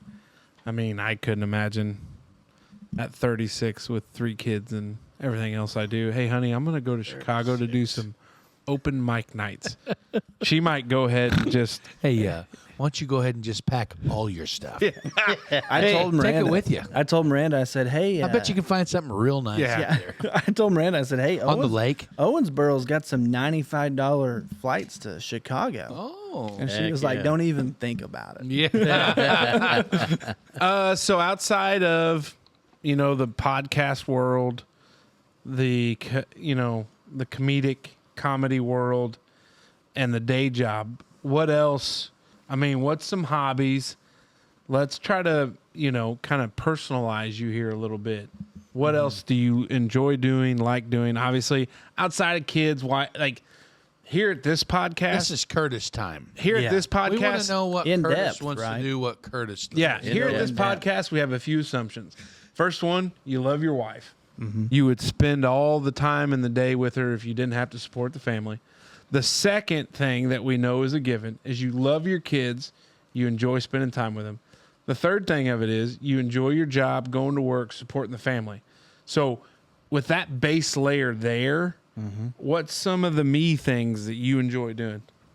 Over the past few years, I've picked up hunting, Not a baby. which is a lot of fun. We talked about that. We need to go. Yeah. Well, see, I didn't hunt growing up. My dad didn't hunt, Right. and nobody in my family hunted, so I never did. I didn't start hunting until a couple years ago. And deer hunting is fun, but squirrel hunting is like my favorite. No way. It is so much fun. It's Yeah. just, I don't know. It's not as like intense, you know. Squirrels are dumb. And Like a social thing. yeah. Well, listen, they've got some smarts to them, but when you compare it to like deer hunting, There's a joke about squirrel brains for a reason, so I think Yeah. you're okay there. I need to take you with me so you can call some in. Here. Yeah. I We, never got that serious. though. Sometime like after deer season, whenever like deer season closes, Yeah. like late muzzleloader, late archery, all that stuff's Yeah. done. When it's colder than shit, Yeah. and they're like in straight up survival mode, and they come out and do whatever. It's fun, dude. I'll take you to a spot that is absolutely loaded. I'm excited. And we could do it. Squirrels or deer? Squirrels. Yeah. I went Deer season to a would be spot. I haven't got to go squirrel hunting but once this season because Yeah. I've been so better. busy. It's too hot. Well, I went opening day because it actually cooled off that day. Yeah. And I went that evening and had a lot of success over in Ferdinand State Forest. Yeah. Yeah. Good for you. It was fun. It was fun. I just got a new 22 this year, and so got that baby dialed in. There you And go. See? So deer hunting wise, bow hunter, going a little bit detail there. Yeah, I started out bow hunting. Somebody gave me a bow, so I was like, well, I'll start with this. Yeah. And I got a doe my first season hunting. But With I- a bow? Yeah, which I was I That's was wild. amped about that. You Did know, you do the blood on the cheek? Like, hey, you want to know something? No, I did not. You got one on me. Well, you know what was crazy? I've never killed a deer with a bow. Ever. You know what was crazy is I shot this doe, and I'm in this. petting zoo. I'm in this. I was out front of the West Baden Dome. Hey, went down there to Holiday World. Yeah. Some bitch had horns on it this long. Because you're from there. Like, this is like, you guys laugh. This is a real thing. You're Yeah. there like twilight, dusk. There's probably a huge herd that comes out of the hills, It's unbelievable. and they're all right there. If the resort would open up a hunt and do like 10 tags, they could make a killing. There's been some conversation. Yeah, well, you're probably in on that, aren't you? Maybe a little bit. Legal stuff. Legal stuff, yeah. But Contractual yeah. negotiation. Well, anyways, I was hunting. I was in Orange County, and I was up at a deer camp with a friend, and I shot this doe, and it was a good shot. Felt pretty decent about it. So, but I called my buddy because this is my first time. Yeah, for sure. Shooting. and Oh, the old heart's just pumping like a... I'm just like, hey, Shaking like you a know, leaf. I call him. I call my father-in-law. I call my brother-in-law. I'm getting all these opinions. I call Miranda, and She probably had a lot of good. well, she was like, all right, you know, she was excited for Yeah. me, and so I get off the phone, and this small buck walks up, and I'm like, all right, Knock another one. Here we go. I shoot the buck, and great shot, and it went through and through, Yeah. and we never found him, Oh yeah. and then he showed up on trail cam a couple weeks later. Yeah. He just young and tough. Yeah. Like he just must have just missed the lungs just enough. That's the and boiler room there. It was a crossbow or... no. compound. Compound. Hey, I'm trying to He's ask not a questions. cheater. He's not a cheater. I am gonna gun hunt this year. because Yeah. I want to put some more meat in the freezer. Sure. And I actually just don't have a ton of time this year. I'm Public already land looking- guy. Yeah, sure. Yeah. I mean, is that predominantly what you do? For the most part, Yeah. I go to my parents every now and then. They got like a little 15-acre For sure. spot. Yeah. There's not much you can do. What do there. you hunt with gun wise? I don't know.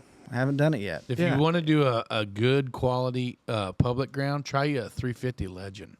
Okay. If you Yeah, get go one. rifle. Stay out of the shotgun world. Yeah.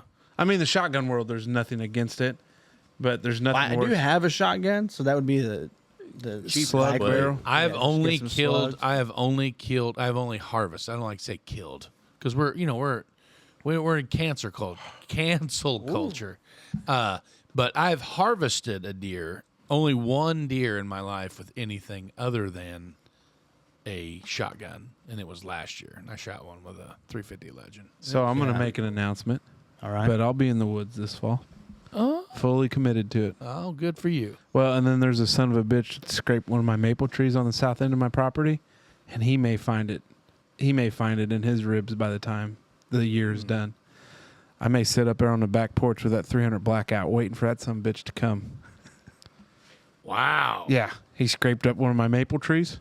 The in my deer. row back there. Yeah, the deer.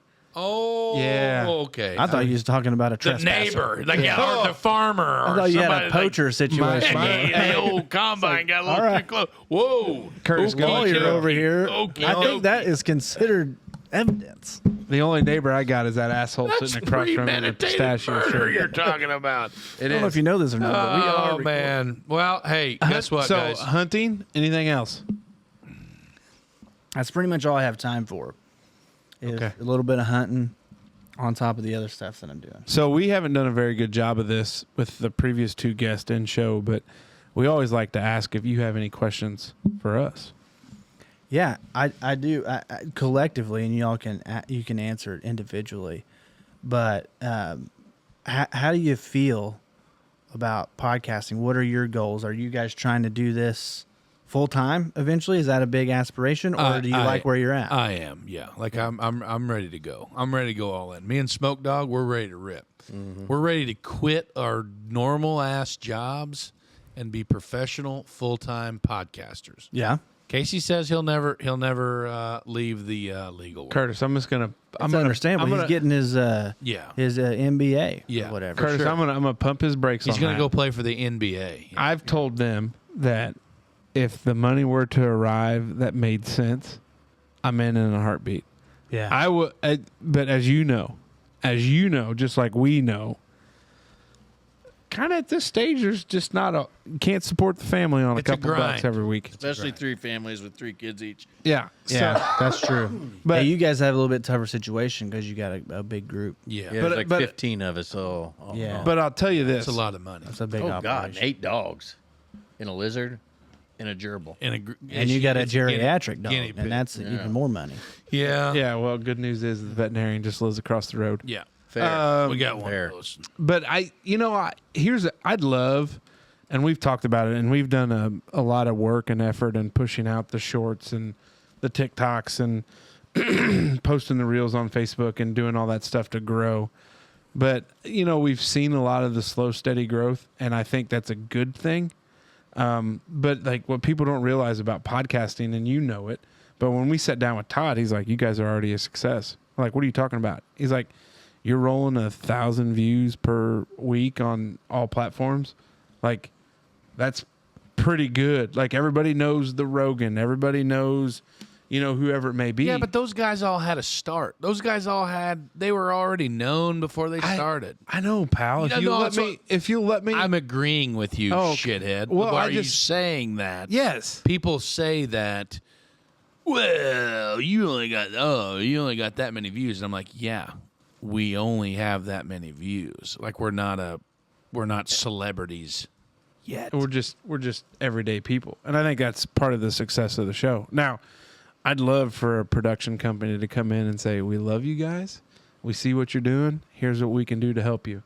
Mm-hmm. I think, like honestly, if I had to put a timeline on that,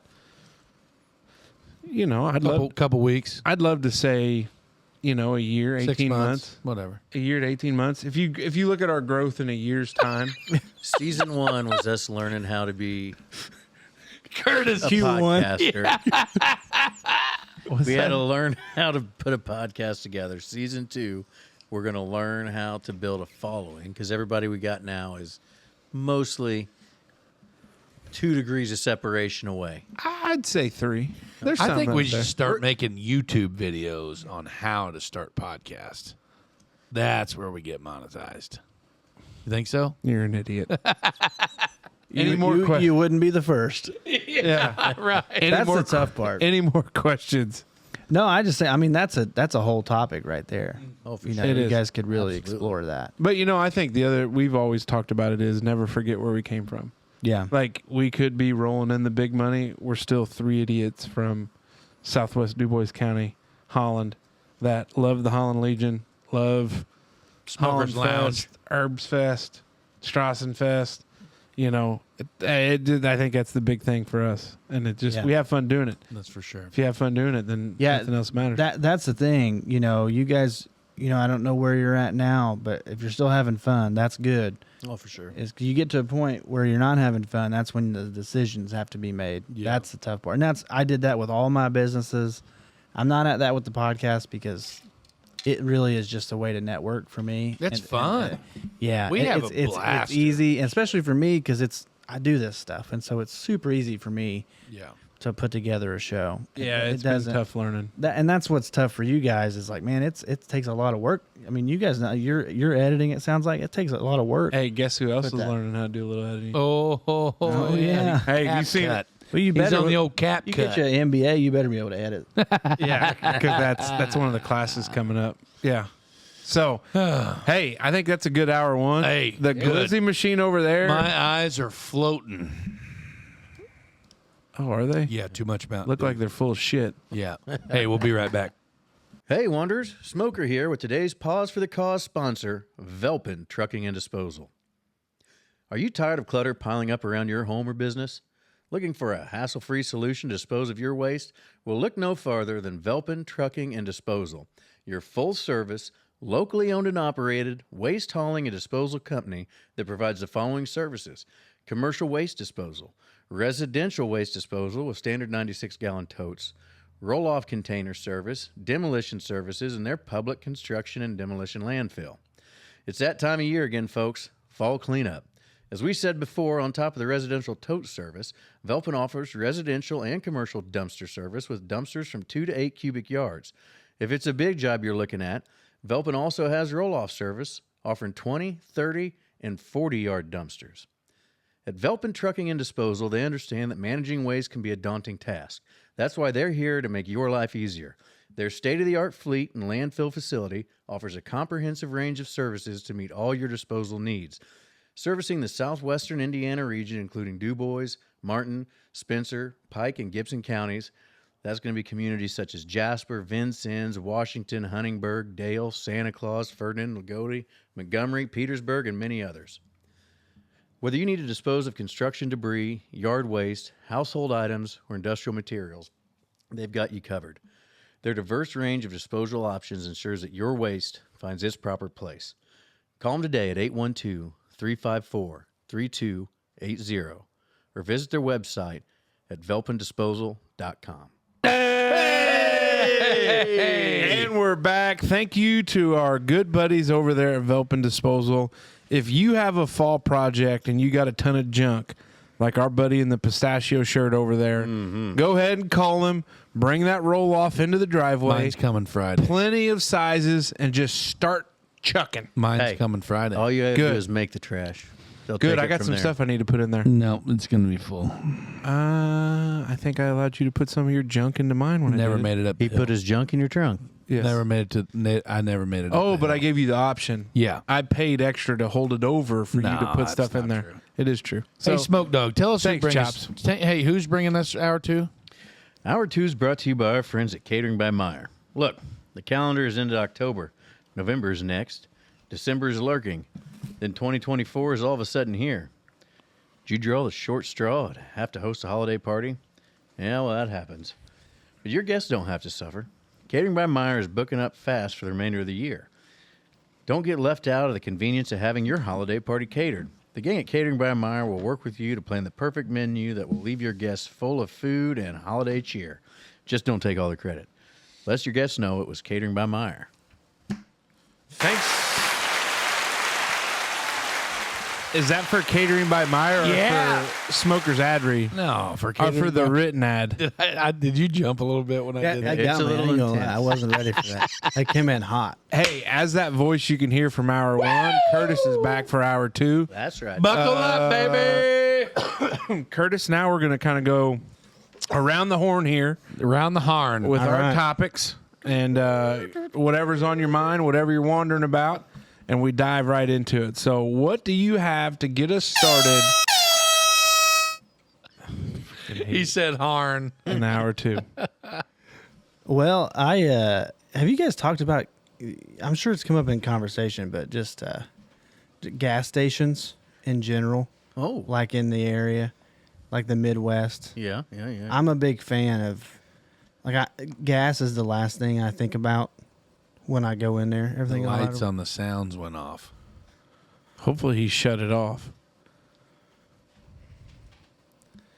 Oh, That's problematic. I think it's great. It's going to be a nice I hour. don't think too. it is. Go ahead, Curtis. Carry on there. Well, I was just saying that I know you guys probably talk about gas stations some, but like I have a lot of material about gas stations. Yeah? Just because I've had a lot of fun interactions at gas stations, buy and that. I also think that when I travel outside of the area, like if I go out west, gas stations aren't the same as they are here. I would agree with that. Why is that? Well, it's like here, gas is the last thing I'm thinking about when I pull into a gas station. I'm thinking about food. I'm thinking about drinks, ice cream, slushies, whatever else they may have. I'm not always there to just get gas. I'll frequent a gas station for other things. Because here we have convenience stores. Yeah. Like I grew up in French Lick. Fast Eddie's Oh, is the my best gas gosh. station in the world. Hands down, great place, great breaded tenderloin. Ladies Which are one's always that? nice. Fast Eddie's is right there. I mean, it's the only one in town besides Marathon. Yeah, it's Is it the I one? pegged you for an Exxon guy. What made you do that? Oh, boy. I didn't wear my Marathon hat tonight because I was going to talk about Fast Eddie. Your cap. Is that the one you come in, you go past Springs Valley High School, the one on the right? it's right on there. the left. On the Oh, stop well, you're sign? talking Huck's about is on the Huck's. corner. I don't count Huck's. Huck's a nice little place, but Do you? Is it wild that in that Huck's they sell Bitcoin? Like, who in the hell in French Lick, Indiana, is going to go down there and They buy got it in Bitcoin? Huntingburg at Casey's. I didn't know that. You didn't know that? They sell Bitcoin. yeah, you got can an buy ATM Bitcoin there. there. Huh? Yeah, I'm telling you, crypto. Never mind. I did not realize. See, that's what I'm saying. There's a lot going on. Like I was coming back from Atlanta. I think we were in Kentucky, or The maybe ATL ho. It was Okay. It was rough. We were coming. I can't remember if we were in Tennessee or Kentucky, but we Well, walked that's a into a mix gas up. station, and to the left, there's guys on slot machines. yeah. Oh, It's like a yeah. casino in Yeah, there. yeah. VGTs is what they call those. VGT. Video gaming terminals. It's a big. So, can I go nerdy on you? 'Cause Yeah. I'm in that Oh, business. Here we go. So, state of Illinois, it's killer in the state of Illinois because they have a huge VGT business. And so their casino business that they're trying to build and up, like do that, a lot of them aren't into it because, you know, this asshole over there eating his microphone. I wish he'd choke on it. We really do love each other a lot. Because they, so what happens is like those casinos, because if you want to go gamble a little bit, are you going to go down to your local Legion Hall? Or are you going to take the hour trip somewhere to go to the casino? So like the video gaming terminal is a huge business in some of these states. And so in the state of Indiana, last legislative session, they were looking at iGaming, which is basically you had your phone out, he's got his iPad, you could play slots or poker or, you know, basically casino games on your device and not have to enter a casino. And one of the big holdups was, you know, some of these organizations wanted these video gaming terminals where you'd walk in anywhere. Could be your Huck's, your Casey's, your Han Legion, like these places. And I mean, you go to some of your local nonprofit organizations, they got the pool tabs and other things like that. But it's a wild thought. There used to be a local watering It's a big hole. business. Local watering hole in Huntingburg that's no longer a thing, but they used to have one of those computer screen touch what was they called, the touch screen games or whatever, where Touch screen. touch screen deals there where you would touch the screen and it Yeah. would do something. Yeah. But it wasn't like a gambling thing. It was just like a like Just entertain games in one. well, yeah, Yeah. but like you put $1 in and then like you could tell the difference between one photo and the next, and it was like usually like naked girls and stuff. Oh, in there. this is a truck stop, maybe. Well, no, no, Yeah. it wasn't. No, no, but they had one of those too. Yeah. Yeah, Well, I look at like Loves and Pilot. Those are awesome. Gas unbelievable. They have like their own miniature casinos in them, like with the slot deals. And number 441, your shower is ready. Number Yeah. 441, your shower is ready. Now, That's wild. Yeah, incredibly accurate. By the way. yeah, that was a good deal. You know, he's got a voice. He's obviously a voice for radio, but his calling may be in a gentleman's establishment where he's the DJ guy. Listen, he's not going to it. Go ahead, big guy. Let's hear it. Let it Now, rip. fellas, give it all up for Sadie. Sadie coming to the main stage. Sadie, get those dollar bills out, boys, because it's time for Sadie. So, is there stuff like? Is there an announcer going on in those places like that? Yes. Oh, you've never been to one? Come on. Right. Yeah. Who are you talking to here? Yeah, there's a guy out there that's like, Come on into the stage for Sadie. Like an MC. Hey, well, No, it's totally And that. here's the thing, though. That guy, he's got a ton of power because he can control the lineup. So a lot of this whole game is about who floats some tips his way. So let's say your order is Sadie, cinnamon, and chocolate. And let's say chocolate last time out slipped you, $100 because she had a good set. She had a good turnaround. So he might skip those first two, put chocolate up. Like, it's a real thing. Come on up to Perv Row, baby, because we got the showcase coming out. All dancers to the main stage. Yeah. It's a real I'll be damned. it's a real that's thing. how it Wow. goes. That's how it goes. That's crazy. So- I may or may not have been to one before. yeah. I'm going to circle back. Okay. And this may be a thing you guys had, because I don't know if we have too many of them, if any back home now. Have you guys ever been to a village pantry? Is that like a thing down here? A VP? Yeah. Can't say that I have. Okay. sure, Okay. yeah. I didn't know if that was like. I have traveling. I haven't, but my dad used to go to one in Boonville all the time when he was a kid. Okay. Because one time he was giving me directions to my uncle's house. Yeah, He they said- had one there across from the old He's school. yeah. He said turn left by the pantry. I said all right. I drove all the way to Kentucky because I never saw a pantry. I got to the south side of Boonville and I was like, hey man, I never saw. He's like, oh, what's a kangaroo station now? I'm like, well, you should have said that. There was actually one over by Pack Central High School that was called the Pantry. Okay. Like it was just, but now it's called PC1 stuff. Right there at the Arthur Junction. No. No. Sorry, No. right at the school. Right there by the high school. So my favorite gas station, which I know it's like it's probably like a regional thing, but like Casey's. Casey's Well, is I awesome. figured for sure you're going Buc-ee's. Well, no, because it's too It's far. almost not Truck fair. It's too Yeah. far away. It's also almost not fair. Yeah. Because Bucky's is a Tractor Supply, a Hobby Lobby, It's insane. a beef I've jerky never outlet. been. I get to go here and next weekend. It's We're going. unbelievable. We're You'll going. spend an hour in there.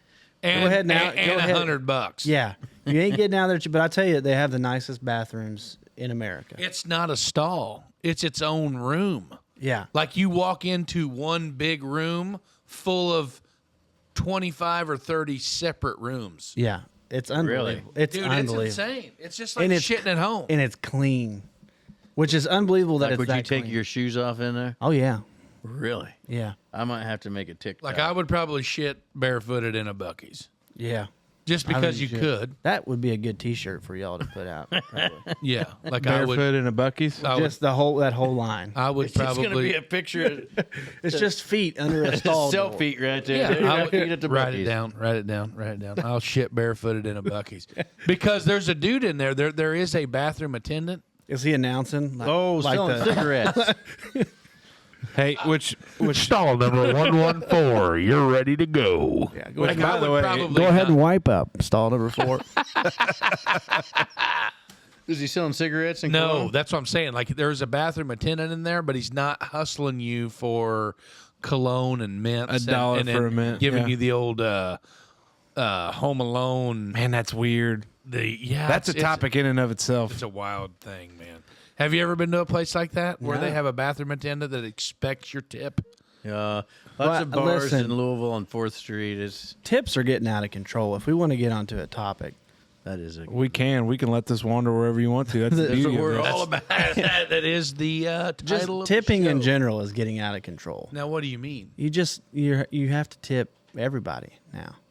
Like when you do the When Pizza they Hut spin app it, they spin it for around, pickup. and they're like, and it's when that person spins it around too, and they're like, "Would you like to tip?" And you don't want to because you're like, Because all you're you at a did, buffet. yeah.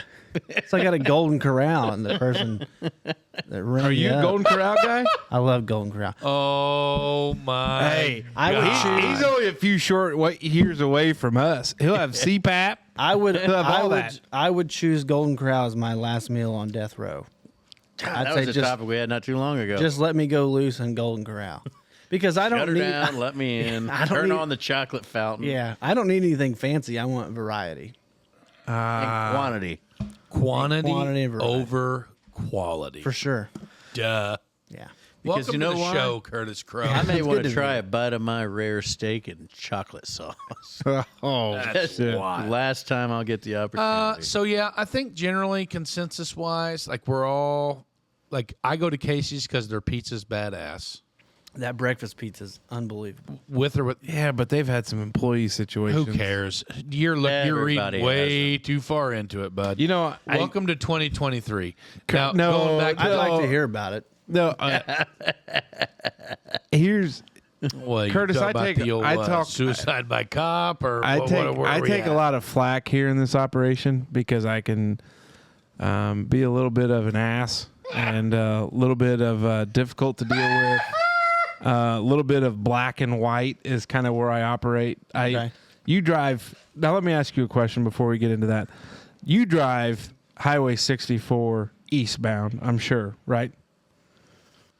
Yes. Get past corporate to where Yeah. they repaved all that. Yeah. I was just Does on that the other not end. bother the hell out of He's you? going back to the line talk. I tell you what, I was on there the other day and looked for it What? and didn't see what you were talking You're Okay. hiring a kite. I don't know what you're talking about because I actually haven't been on that roads in a while. But what did they do? Just check out the painted lines. It's so bad, it's unreal. Just talking about that's not even. Or is it Oh, it's wiggly. like It's a drunk bad. man painted It's them. not good, but Yeah. it's not. Yeah. So we had an expert weigh in too on some of the build of it, which helped a lot because we like to give our listeners knowledge. Expert input. But here's the thing. When it comes to some of these establishments, I understand what happened with COVID, which is amazing because they were all paying $15, $16, $18 an hour. And then all of a sudden now they're advertising like $12 an hour. Amazing how things change on that front. But sometimes there's concern about, just is that guy behind the register actually working, or is he somebody that just happened to stop by for a pack of smokes and is helping Hey. out? If you're taking what you wanted and get the correct change back, it's not your problem. Well, but it's the food part though. I mean, If it tastes like it tastes, and there's not like big curlies hanging out of it, I'm not looking that far into it, man. I if I'm feel going like- to that old pizza turntable in there, Yeah. and I get a fresh slice of the sausage bacon breakfast pie Yeah. with the gravy Yeah. as a base, That'd put you out for a couple hours. Are you on the gravy base or are you on the nacho base? Gravy. yeah, like you. Was there a situation that I'm not aware of at our local case? Well, which one? Well, so during baseball season, oh boy. they closed at like 7:30. They did because of lack of staffing. Like, Yeah. we all know well, that. they were shut. They were. I stopped going there for a couple weeks because they only taking cash, Yes, and it's nothing against. I like cash. I just don't have a lot of it. it on was me. a shit show there for a while. and they just didn't get it fixed. Yes, like it was. See, Like, that's the stuff that bothers me. I don't like Yeah. those minor inconveniences. Yeah. shocker. Okay, I thought we were getting into like daggone the FDA or the health department because I'm pretty sure if we tried to sell hot dogs out of the smoker's lounge on the old glizzy roller, They would be just fine. They would be fine, and people would be lined up to the damn end of the drive. they Yeah, taste fine, but David. it's in smoker's lounge. Yeah, David, guess what? You know what we're going One to of the do best next year stuff for that's- Holland Fest? We're going to sell hot dogs Hot off the dogs. glizzy machine. Okay. Yeah. That may be a thing. That may Yeah. be, note that. Yep. That may be a real thing. Got it. Thanks, bud. So yeah, we're all in on Hold on, gas before station. you go there. Okay. Where is your spending limit in a gas station? Oh boy. Now, because I want to ask this too. Will you buy, like you walk in there and you're like, man, look at the fresh pair of shades. I like them. I'm going to get them. Or are you more of I'm a food, beverage, drink guy only? Yeah. Yeah. Buc-ee's is an exception. Okay. I'll buy some broadheads in there or, something like that. I mean, I might buy some new jammy pants. dude, they've got deer feeders in there. I know. It's unbelievable. Have you been to the one in Kentucky? Yeah. Yeah, that's insane. They're all like that. First, How first in the time we hell- ever been there. Hey, honey, we're on our way to Florida. What are you walking out with that big box? Well, they had this deer feeder on sale, so I Dude, just had I to They was- have tree stands. Like they have Yeah. a full ass hunting section. We were on the way back from Atlanta. We stopped at a Buc-ee's, and the buddy that was with me bought cast iron skillets. Yeah. Ooh. Were they Lodge brand? Yeah. Okay, well, then And they're that's okay. cheaper there than you can get them anyway. We No, actually, really? Yeah. my wife, this is spoiler alert, just because I think some of her family listens to it, but not a lot. But like I think your mother-in-law does. she's way behind. And what we said was, it's like Justine's like, I think I want to come down here to Christmas shop. Like I think I'm going to buy everybody's Christmas gifts here. Yeah. Well, and we'll I'm wrap like, 'em. let's do it. We'll wrap them. Yeah, we will. We can. Yeah, that'd be good. A little tradition there. Only downside of Buc-ee's is they don't have Pepsi products. Oh, I do like a Pepsi. But you know It's what Coke they do? only. You know what they do have? They have a whole liquor. I mean, Fresh chopped brisket on the board. yeah, they do. They don't sell Pepsi products? No. No. They've got, it's lined with their own brand, which nobody gives a crap about off-brand soda. And then they've got Coke products, and then they've got beer for days, and then jerky, and then brisket, and It's an Tree insane stands after that. Deer stands. yeah. tree stand. Then there's a Hobby Lobby section. yeah, like we're Seriously, like Yeah. Do you your can get, needle pointing on the drive? Bless. yes, you can get a sign that says "blessed." too stressed to be blessed. Yeah, Wait, Too blessed to be stressed. I bought some soap in there one time. Get out of here. Was it good? Yeah, it was Beaver that, soap? No, it's that. What's that brand called? It's Duke real. Cannon. Yeah, Duke Cannon. I'm a Duke Cannon guy. I'm a big. I bought Cannon my guy. first bar of it at the Duluth there. a couple naval weeks ago. supremacy. Yeah, You know, the One I crazy got. thing of it is I bought last year in November because it was a the beer thing, right? it was a Black Friday special. I remember that. And I am on my last bar and need to reorder. I ordered one, like, well, just get it on at Buc-ee's on the way down. well, here's my thing. I Uh-oh. don't know He's how not you gonna are as a stop. traveler, He's not gonna stop. but if I'm hot to trot and we're moving and nobody needs to stop, we are not stopping. Yeah, Are you that it's a kind, are you that typical way? Midwest dad situation. Very much so. I'm gonna. I lace- got a whole. I What got do a you- whole What bit do you about even want a that. motorcycle for? I'm gonna. Well, that's a different It's trip. not about Smoke. the destination. Smoke, that's a different trip. I've got, here's what I've got. I just got through Nashville. I've cut across there. I'm getting into northern Alabama. I know I've got at least 6 to 7 hours to get to 231 there on the south side of Jackson. And the big I don't know if it's Jackson because you go Huntsville, Birmingham, whatever the last one is. But it's just one of those deals where it's like, That Mobile. I'm going. No, Mobile's on the bay. I know where Mobile is. Shout out Andy McHugh, friend of the program. But I'll lace up my New Balances Yeah. with my jorts, Pull them two fresh white crew socks, Yep. and I'm going to let her eat. Get your Dale Earnhardt shirt on. Well, shirt and hat with the Yeah. white braid across the front That's of right. it. Raise hell, praise Dale. Yeah. So that's where I'm at. But we're a gas station. I mean, we are gas station people through and through. So I was doing some thinking. Are you transitioning? Yeah, I think he is. Okay. I like it. Childhood chores. What were you expected to do, and at what age did different chores start? Did you do a lot of choring in the Crowe household? Listen, I'm embarrassed to say Me too. I was an only child. Oh, And so I'm not embarrassed about that, but I'm embarrassed to say that really didn't have to do a ton of chores. Oh, Does you and Big Fella are in the same boat. I then. helped take care of the horses when we had them. Not bury him very not well. Sonny. No, well, he was old, geriatric. Our Sonny was a girl. Good to see a difference there. He was Yeah. 84 in horse years. He was old. 15 years old. Which is And- in real years. Yeah. It helped with that. My dad wouldn't let me mow. Didn't trust me. Really? Yeah. Even though we worked at a golf course together when I was in high school. Which course? Donald Ross. Oh. I caddied at the Pete Dye for several years and then Do you like it? moved down to maintenance. Do you- Maintenance was way better than caddying. Do you not have any material from being a caddy? I don't want to give away the show, but surely there's got to be some. I'm working on nuggets there. there's Okay. some notes about it. Okay. It was honestly just a lot of bad experiences.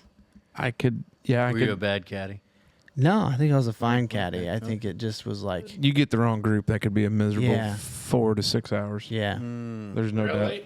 Oh Yeah, yeah, Just like- a bunch of pricks. Like one time on the first hole, a guy asked, which way is this putt break? And I told him exactly what it would do, and he said, "That's wrong. It goes the opposite way." And I was like, "Oh well, it doesn't. It goes that way." Definitely not doing what you said. Yeah. And his buddies were like, dude, just listen to him, and he didn't, and the putt went the way I said it would, and then he was mad at me the rest of the round, didn't tip me, and so it's just, I had a lot of experiences What like a that. prick. no. So these. Yeah. Oh. You golf now? Yeah. Yeah, I'm playing in the Scramble Friday. Really? Yeah, Indiana Baseball Hall of Fame Scramble. Oh, that's a long day That's a real over there at Six- Sultan's. Yeah, 6 people in a group. Who's in your squad? It's a bunch of Howard guys. Oh, okay. Yeah, father-in-law, brother-in-law. Okay. in-law, Yeah, so you're in there with the Hall of Famer. Bunch of in-laws. In-laws.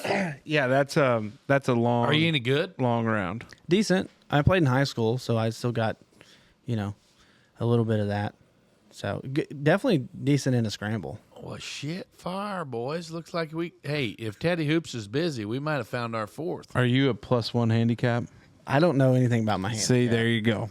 What's that mean? We ain't getting rid of Teddy Hoops. No, I said if Teddy Hoops is busy. We'll get rid of one of your two asses before we get rid of Teddy Hoops. Oh, boy. Well, Teddy Hoops sounds like a baller. You He is. try. yeah, I don't know if you've seen like all 65 of them $100 bills floating around earlier, but yeah, that was because we won. I carried my weight that day too. You did. You played very well. Dave hit a big putt. Unbelievably, but you played well. You drank great. I did. I drank You drank a lot. great job. Yeah. You did a great job Entertainment, drinking. is that your job on Scramble? Yeah. Well, we got there 2 hours early, Curtis. We legitimately tailgated in a parking lot at Price Were you Creek guys Golf Course. the only 7 ones a.m. Yes. tailgating? The lady that opened the clubhouse and us were the first two on property. Yeah. And we beat her there. Amazing. Like, we almost fired up the griddle for her to get started. Help her out. Make her day better. We had a hell of a time.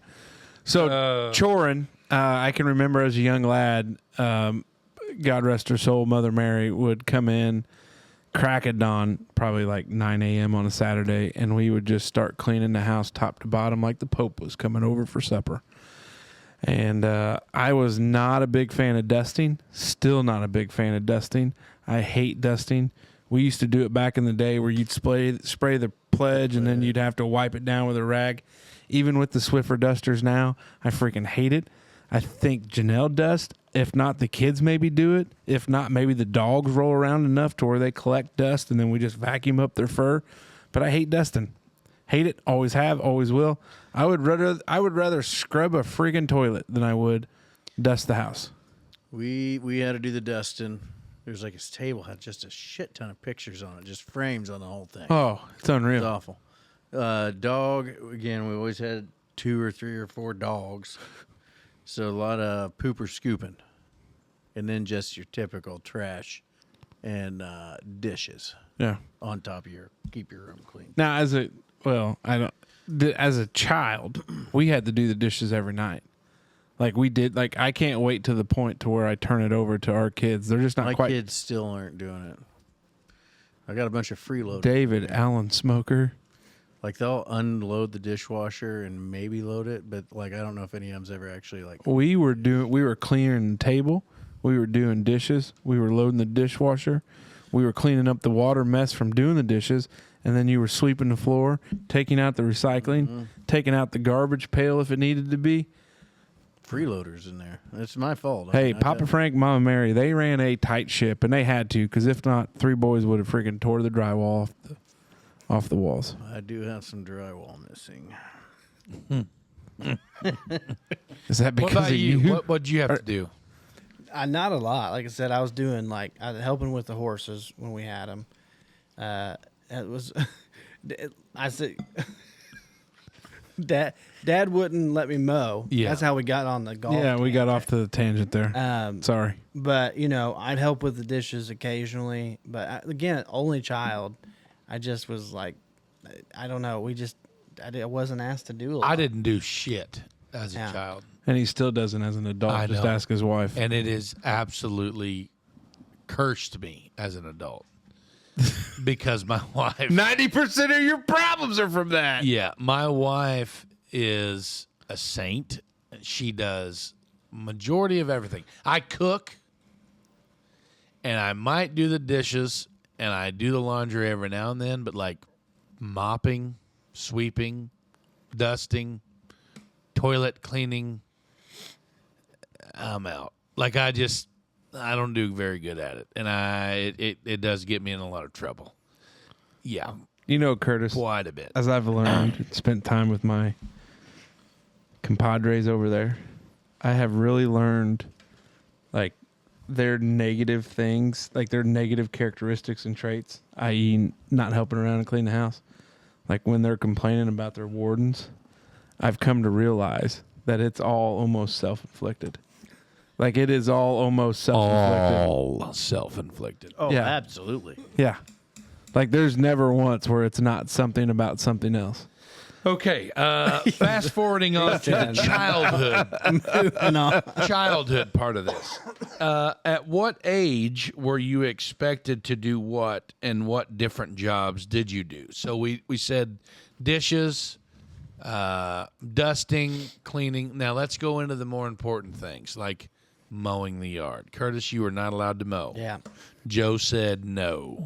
Yeah. Oh no. Now, said is he no. like the type A personality of I don't want crooked lines out in the house, or No. he just thought you're going to roll the tractor I over don't and want he'd be- you to He tear just- up my lawnmower. No, it's just I don't know what it is because he waits until he has to brush hog it, quite literally. Oh boy. And Guilty as charged. yeah, and like he now just has a tractor. He just brush hogs the yard.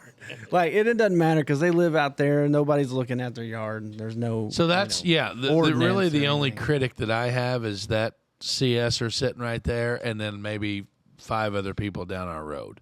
But I mean, for the front, I usually keep my front mowed pretty well. Yeah. But it's the back that sometimes can get out of hand. I don't know Is why. this one of I've- those Manscaped You don't just mow it. You don't just. I keep the front pretty lined up. But It's the back that we got to worry. do you not just mow it all at once? Yeah, He I runs could. out of battery. Well, no, I runs out of I runs out of diesel fuel or time that is allotted by my ward. How much you have to Well, mow? I don't know. It's tough. You mow 4. Probably. Yeah, I mean that takes some time. My allergies get to me, so I mow the front and the back separate. Oh, is it your allergies or is it the 35 beers?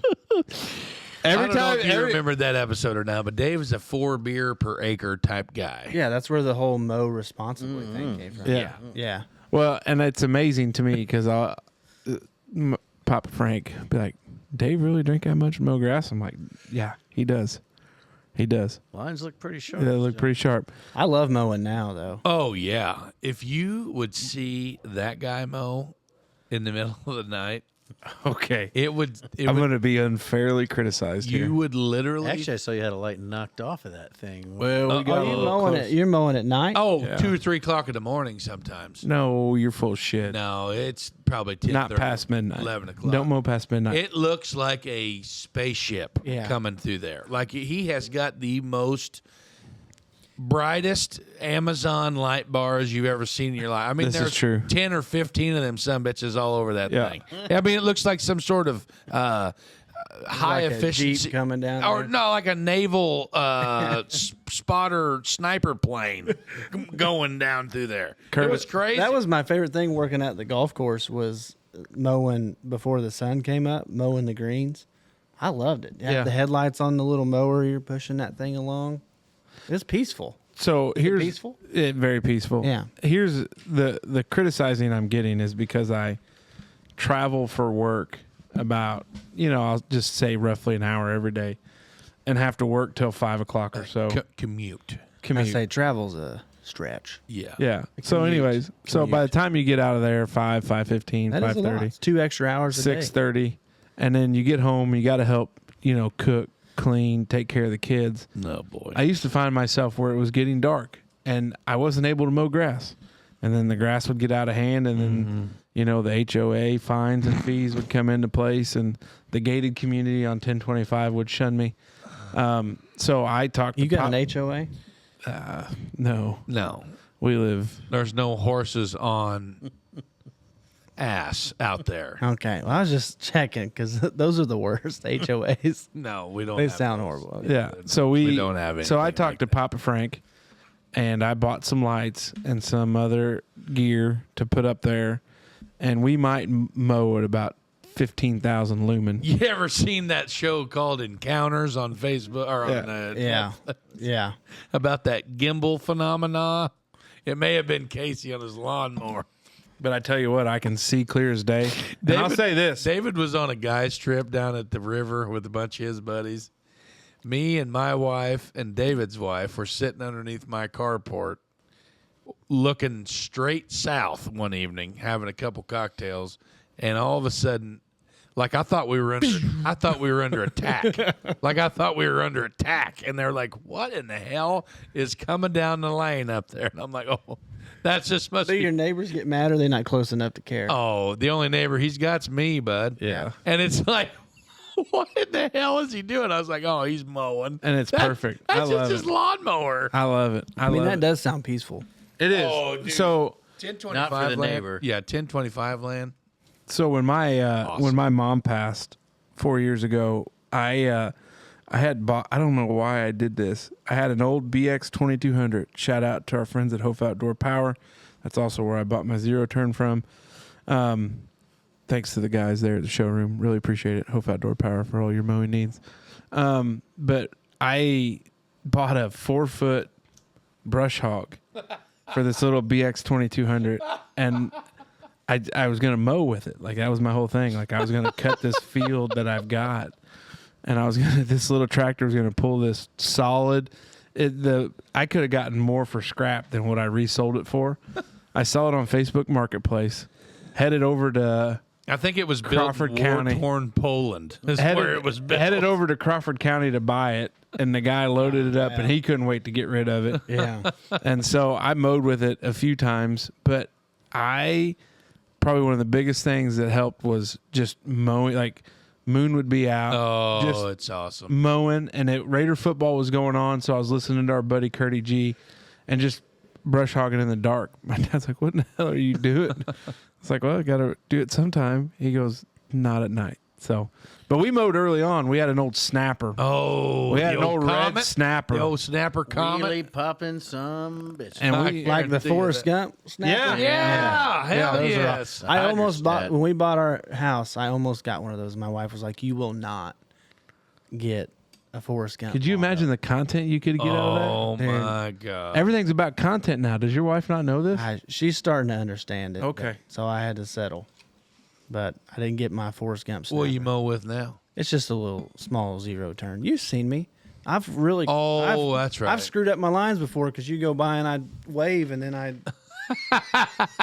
turn. You're doing. You just spin it in a circle. Yeah.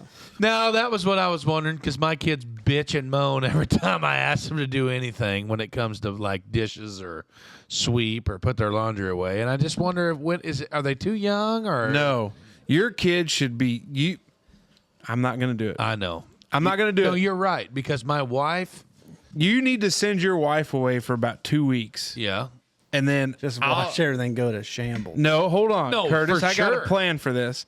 I'll come down with a little Fox 40 whistle and some aviators, and kind of maybe some of them old school like gym shorts. Yeah. hike them up Tuck where your T-shirt in. yeah. Call tuck- Kenny Peacock. He's probably got a couple pairs you could borrow. Shots fired. Yeah, but I could get that house. I could get that house running right. Probably you two. and it would all work out. Come on down. It would all work out. That's all I got. What you got, man? All right. So I Curtis, you're on Facebook, right? Yeah. So I had a instance the other day where I was scrolling Facebook, and this is how it all started, but I saw somebody that I knew to have been deceased. It was their birthday, heavenly birthday. Happy heavenly birthday to them. And so I popped on over just to see. And there was a lot of people that commented on, hey, haven't seen you in a while. Happy birthday, bud. Happy birthday, bro. Happy birthday, whatever. Hope everything's well. Oh, no. Not aware that this individual had passed. And I was like, I almost would have commented and say, Tough spot. you know, they've been like gone. He's not doing well. Yeah. It's not a good situation. Better. Pushing up daisies. So I was thinking about cringeworthy Facebook moments when you're scrolling through. And that was the one that started this thought. And I've got a little bit more there. But like I saw it and I looked through and there was probably 25 or 30 people. Hey, bro, ain't seen you in a while. Happy birthday. Hope things are well. And I just wanted to comment, be like, well, it's kind of like that old Grace story. Old Grace been dead for a while. Oh, boy. You know, but another one, obviously the birthday wishes to the deceased person, but domestic disputes that are playing out on Facebook. Not necessarily like, Like on the comments? hey, you're beating your old lady, but, you know, there's one comment, are you a member of Valley Talk? I used to be. Oh, I had to get out of there. You had man. to get It's out of a there. lot. Toxic place. I need to get back in though for material. Yeah, you do. So anyways, but you see these domestic, like, I saw where so-and-so had a Tinder profile. Didn't he dating so-and-so? And then it just, so-and-so gets attached to it. And the next thing you know, there's like this whole big, like, domestic argument about, It well, gets- I've been hacked. I've been hacked. I ain't on Oh. Tinder. I'm not on Yeah. Tinder. My favorite is when people say they've been hacked and somebody just like made an account that looks like theirs. They don't realize that you can just do that. Yeah. And they're like, I've been hacked. Don't accept any friend requests from me. It's like old people. Hot takes. When people throw a hot take out there that gets zero response. What is a hot take now? Like, a hot take would be, I mean, could really be anything. It's Could- just could possibly be an unpopular opinion. Yeah. Like your take. Bucky sucks. Gotcha. Hot take. Yeah. Like, hot take could Not be, true. you know, Casey's breakfast pizza is terrible. Whoa, that's a hot take. I got you. Yeah. You know, that kind of thing. Rants. You're dumb. When people go on like the 35 paragraph rant, Yeah. instead of maybe making it a video Yeah. or something they can do. That's a lot for them. to The figure other out. Facebook cringeworthy moments are more like self-inflicted because Facebook's very good at keeping all that information stored somewhere, wherever they store it, because nothing's a secret in this country. You put it out there, the government will keep it forever. But Yeah, they will. when you see like those Facebook posts that you posted like 15 years ago, where you thought at the time like that was something cool. So I was scrolling through today and My sister-in-law sent me something Sunday about me liking an Instagram post. of some big bootied women. Britney Spears, like some leaked nudes in like 2019. Yeah. It's And legitimate. she screenshotted and sent it to like our family group with an emoji of Kirk Cousins going through the tunnel when he said, "You like that? You like that?" like that?" You know, that emoji or that GIF or whatever. And I'm like, "Holy shit! Yeah. Where did you find that?" And she goes, "On your Instagram or your Twitter profile from 2019." Oh, Twitter. Yeah, or somewhere, or it may So- have been from Instagram. I So don't this know where. like this Facebook memory was 15 years ago. So that would have put me at 21. And so I was praying to the baseball gods that the Cubs would win a damn baseball game. And I was just thinking Got about let down, didn't you? the baseball gods let me down 15 years ago. But it just what it came to mind. And I'm like, that is so cringeworthy. Like some of the things like, you know, when Facebook first started, you're a young pup, but you used to have a college email ID to sign up. Facebook Oh, for started Facebook. public the Yeah. first year that I was in. Yeah. So when I So when you signed up, like it was college, and it was like it used to be a different status thing too. It wasn't like an open status thing. It was like Casey is this. So you get these things like where it's like Casey's popping off bottles with the bitches, and you're like, who would say that? And then you look at the timeline, and you're like, oh, that's August, college, back to school partying. Like Zach Masner is taking a shit, and then I'm going to get in the shower. Like, this like Stupid that's stuff. the crazy stuff that people used to do. So with that, we can go around the room, but I think I've set the stage of Facebook cringeworthy. Yeah. I think wishing a deceased person a happy birthday on Facebook, that because that person doesn't know that person is deceased, takes the cake for me. Yeah, that's tough. But I mean, I just thought something I wondered about, because Facebook is probably out of all the social media accounts or entities, Facebook probably has an older demographic. Yeah. TikTok, Instagram, and Twitter are probably younger. Mm-hmm. Twitter is slowly aging out to the Facebook side a little bit, I guess it's not Twitter, it's How old are you? X. 29? Yeah. Are you on? So had you Twitter? heard of MySpace? Was that around yet? It was like the tail end of it when I started getting Okay. old enough to be able to Right. to mess with that stuff. Yeah. But So you got any Facebook cringeworthy things? one of my favorite things that I see at least once a year is somebody will share the picture of Jesus, and they're like, if you really love Jesus, like and share this photo. But it's not Jesus, it's Obi-Wan Kenobi. Have you ever seen that? Yes. Because he's got that shot. I just love it. Every time it comes up, I just love it. Oh, Harrison Ford. That's Han Solo. Not it's Obi-Wan. You're right, not Harrison Ford, but yeah, like with the white. Yeah. I mean, I can see the confusion a little bit, but Shoot. those are some of my favorites. Yeah, that one is good. And then like whenever going back to the domestic dispute, where like somebody puts on their status that they think that they're just like commenting on another person's post, Yeah.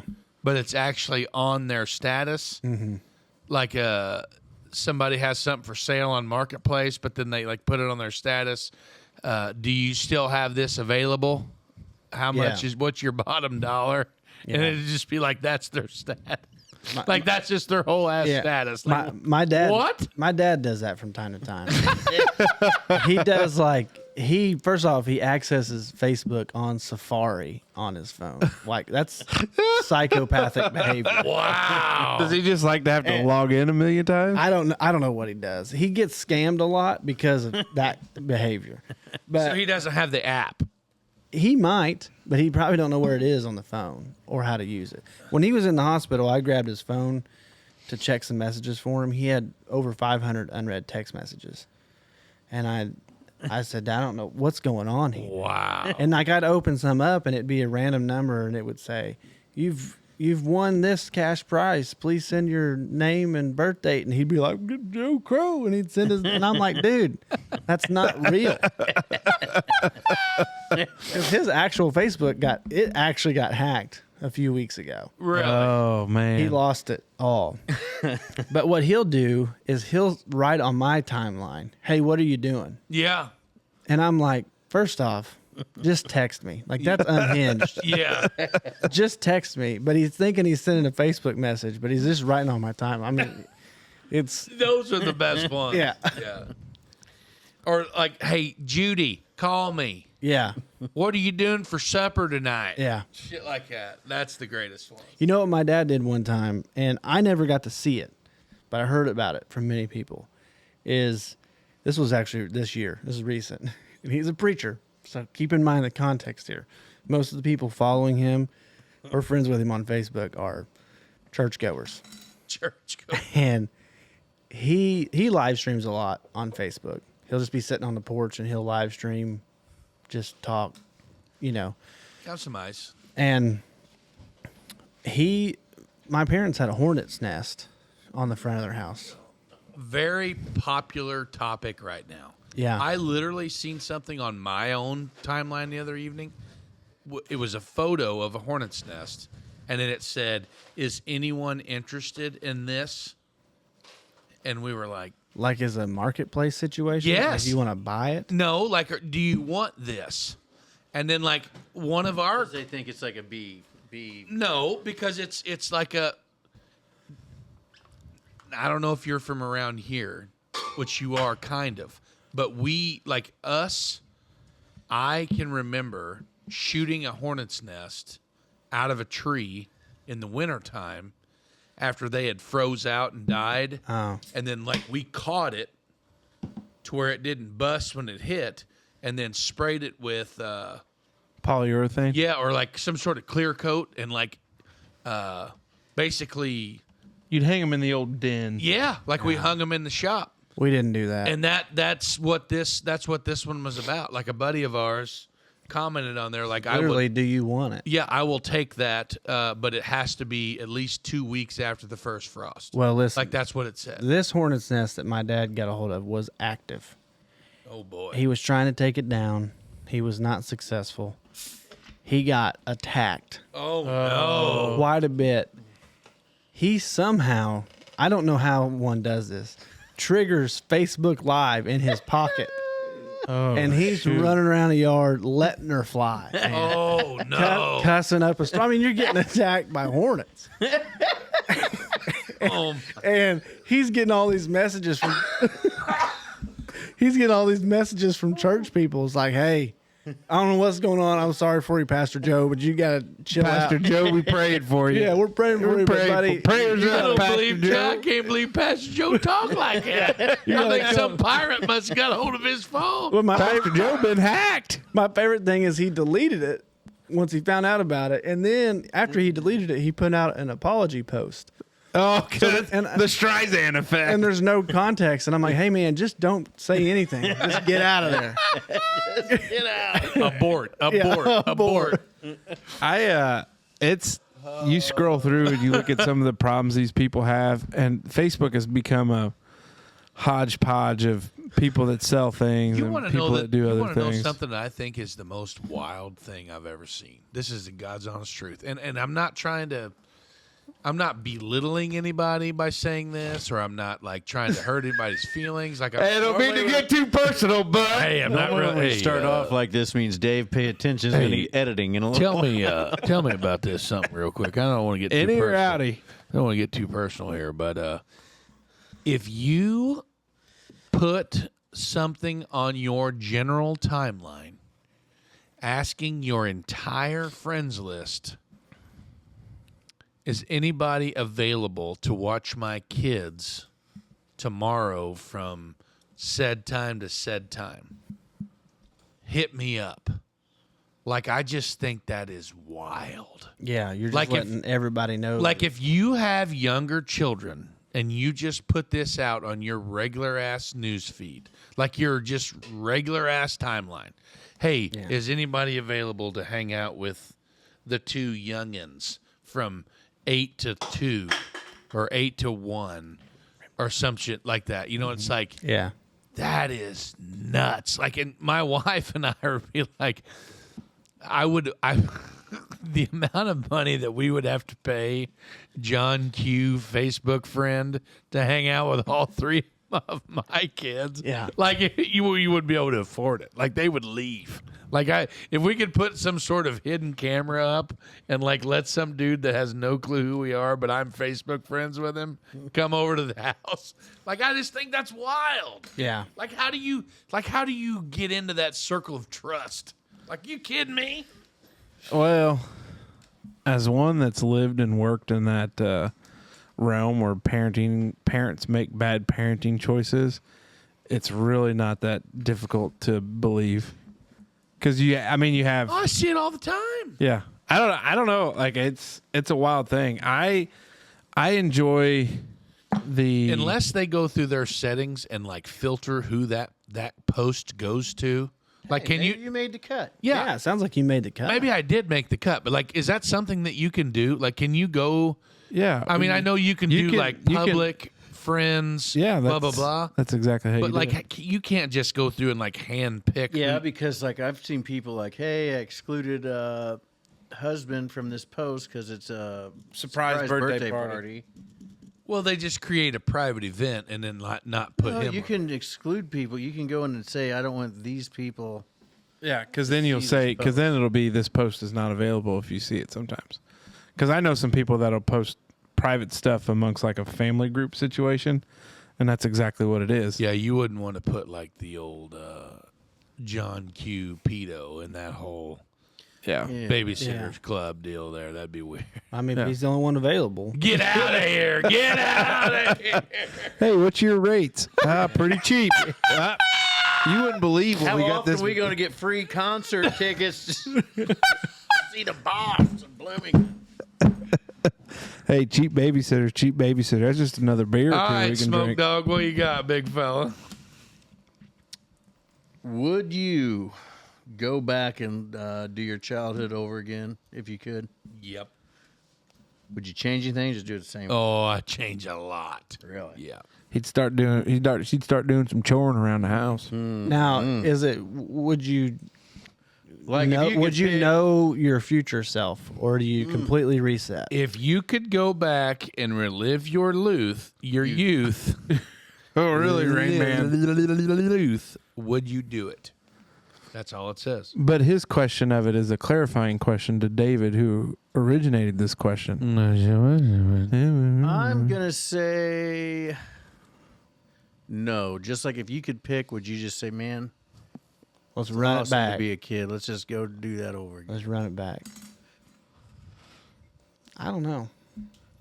But we have no notion of what the future holds. Yeah.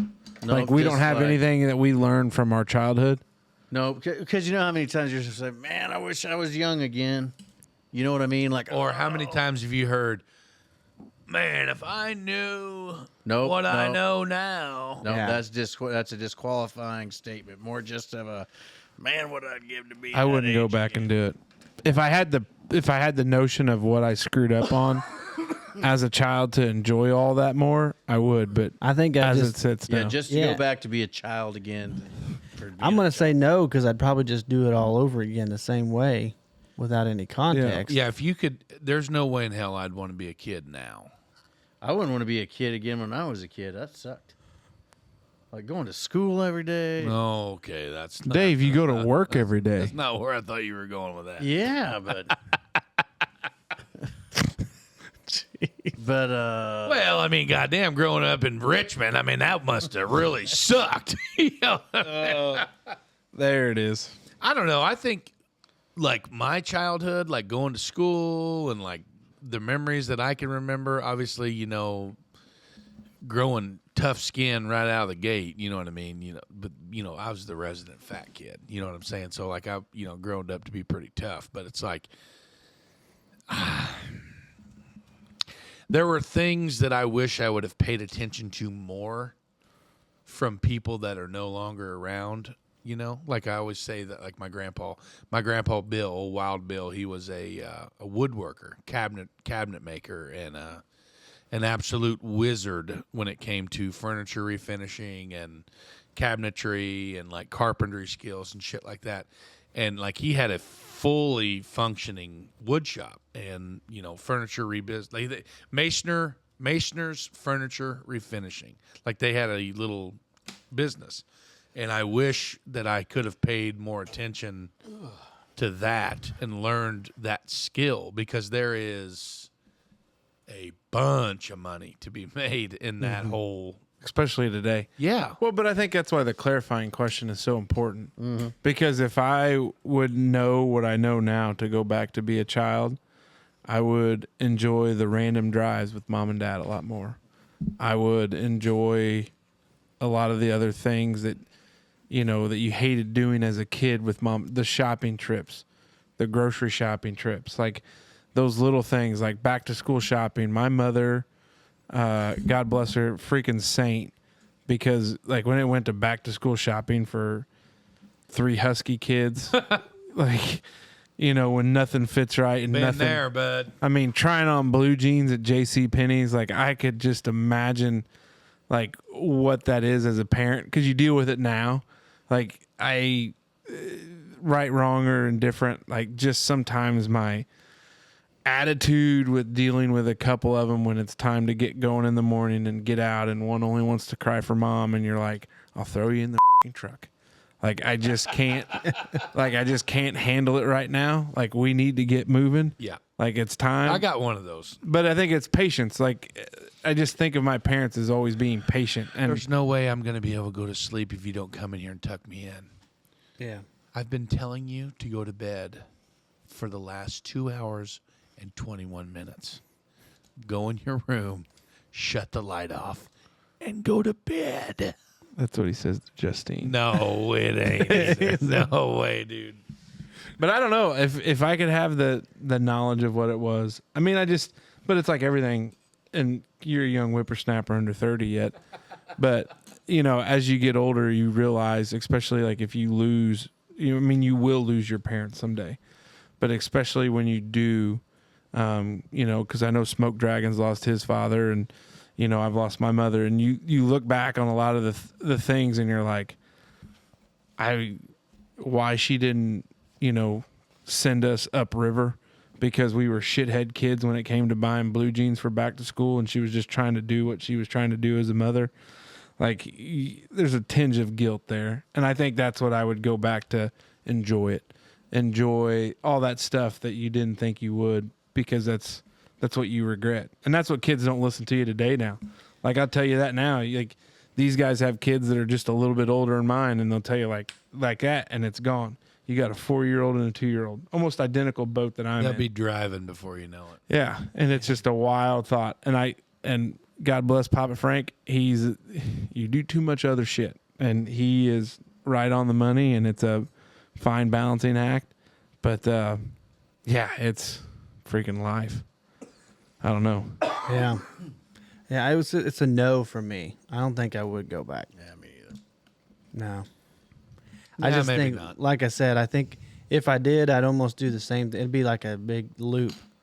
It's like, Like and deja it's vu. not, I don't regret anything from my childhood. I mean, I kind of wish I spent less time on sports and more time on things that I could continue on in my life. Comedy, golf.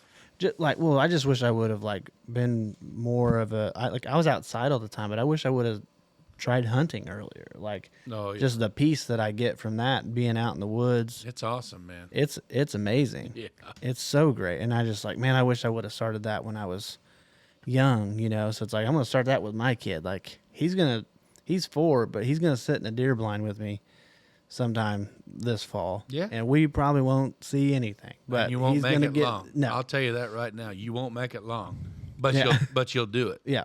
First time we ever did it, we made it like an hour and 20 minutes. Yeah. And I thought, Jesus Christ, that was awesome. Yeah. Like, I cannot believe we made it that long. Yeah. And then when the other one gets older, then you're going to start out taking them both at the same time. And then, well, you say you're not going to have another one, but we'll see. But, like, if you do have a third, like me, now I can't go hunting without taking the whole squad. Yeah. So you more or less need to bring a 5-gallon bucket of NyQuil or some sort of ball gag or something like that, or just a whole bunch of headphones and electronic devices. Keep them entertained. Yes, to keep them occupied to where you actually have a chance of seeing any form of wildlife. Yeah. So, Have you taken the kids on vacation? Yeah, actually, so this summer I would consider probably the first big vacation. We went down to Florida. Which parts? We went to Destin. Okay, you didn't go to that swamp. yeah, that a real shithole, just yeah, a little bit further, yeah. further Look, west yeah. of Destin. I think Which one's that? Well, we don't like to mention it's it. just a shithole kind of. It's an island. a It's barrier island terrible. up there. It's really not that great. It's People are just. yeah. It's kind of like when they discover those tribes on the Amazon, Yeah, like the Amazon, Papua New Guinea, like where there's Yeah. cannibalistic tribes. and they just want to eat. Yeah. Like it's bad place. It's a shithole down Damn there. bugs might even carry you off. You don't think anybody ought to go down there? No, it's terrible. especially in a week. Yeah, we'll talk Yeah. about it later, but Yeah, it's just yeah. I think that's shithole. where it hit me, like on the parenting side, was when we had, because last year I guess would have been the first kind of full-fledged vacation. Because I've been a big proponent of it. Because I told my wife, like, they might not remember it, but we will. But watching them run out to the beach and into the ocean the first time for their feet. Dodging all yeah. the needles and junk, Yeah, trash. it's down yeah, there. yeah, oh yeah, that part I forgot. Yeah, Yeah. we wore steel toes out there on Yeah. the sand. It Yeah. was tough. Custom Crocs. But good news is the toxic barrels kind of make great like little floaties. Floaties for them. Yeah, so it's good. Yeah, little life rafts out there. Yeah, that's exactly Yeah, what well, it is. I had the same experience. I'm not a beach person. I actually, Oh, neither is Dave. I hate the beach. Oh, so does Dave. But I'll tell you what. Do you have autism too? Seeing it, Are you on the spectrum? I don't know. Do you have sensory issues? Is there a test I can take? Yeah, because you're right there with David. Yeah, we're wondering the same thing about old smoke dragon over here. I'm a Something about that sand, and it just gets everywhere. Well- like it's on your freaking feet, it's Dude. on your bags, it's in your car. It's not even. I mean, you're not wrong. It's awful. There's probably still some sand on me from. Hashtag shop vac.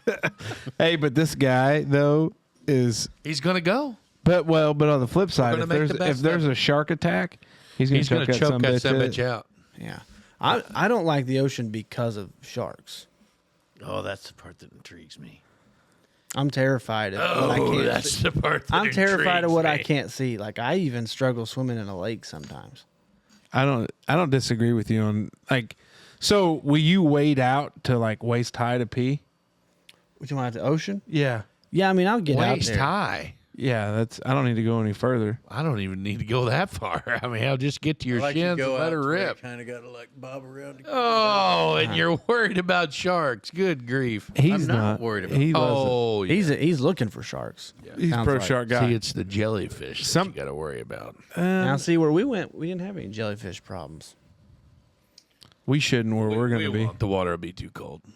Yeah, I think that's, that's true. we had one that Too was far dead. up. We had one that was dead. Rolled by. I saw it like kind of Shark or jellyfish? jellyfish. Oh, okay. Last year, and I Now, saw. it. I want to tell you something right now. Right now. I'm not going to let you urinate on it. I love you to death, and I want you to know that in the pinch, if you need it, I will piss all over you for that. All right. Couldn't piss in the driveway a little bit ago. It's been 'cause I good walked time, out. boys. Time to go. Curtis is out of here.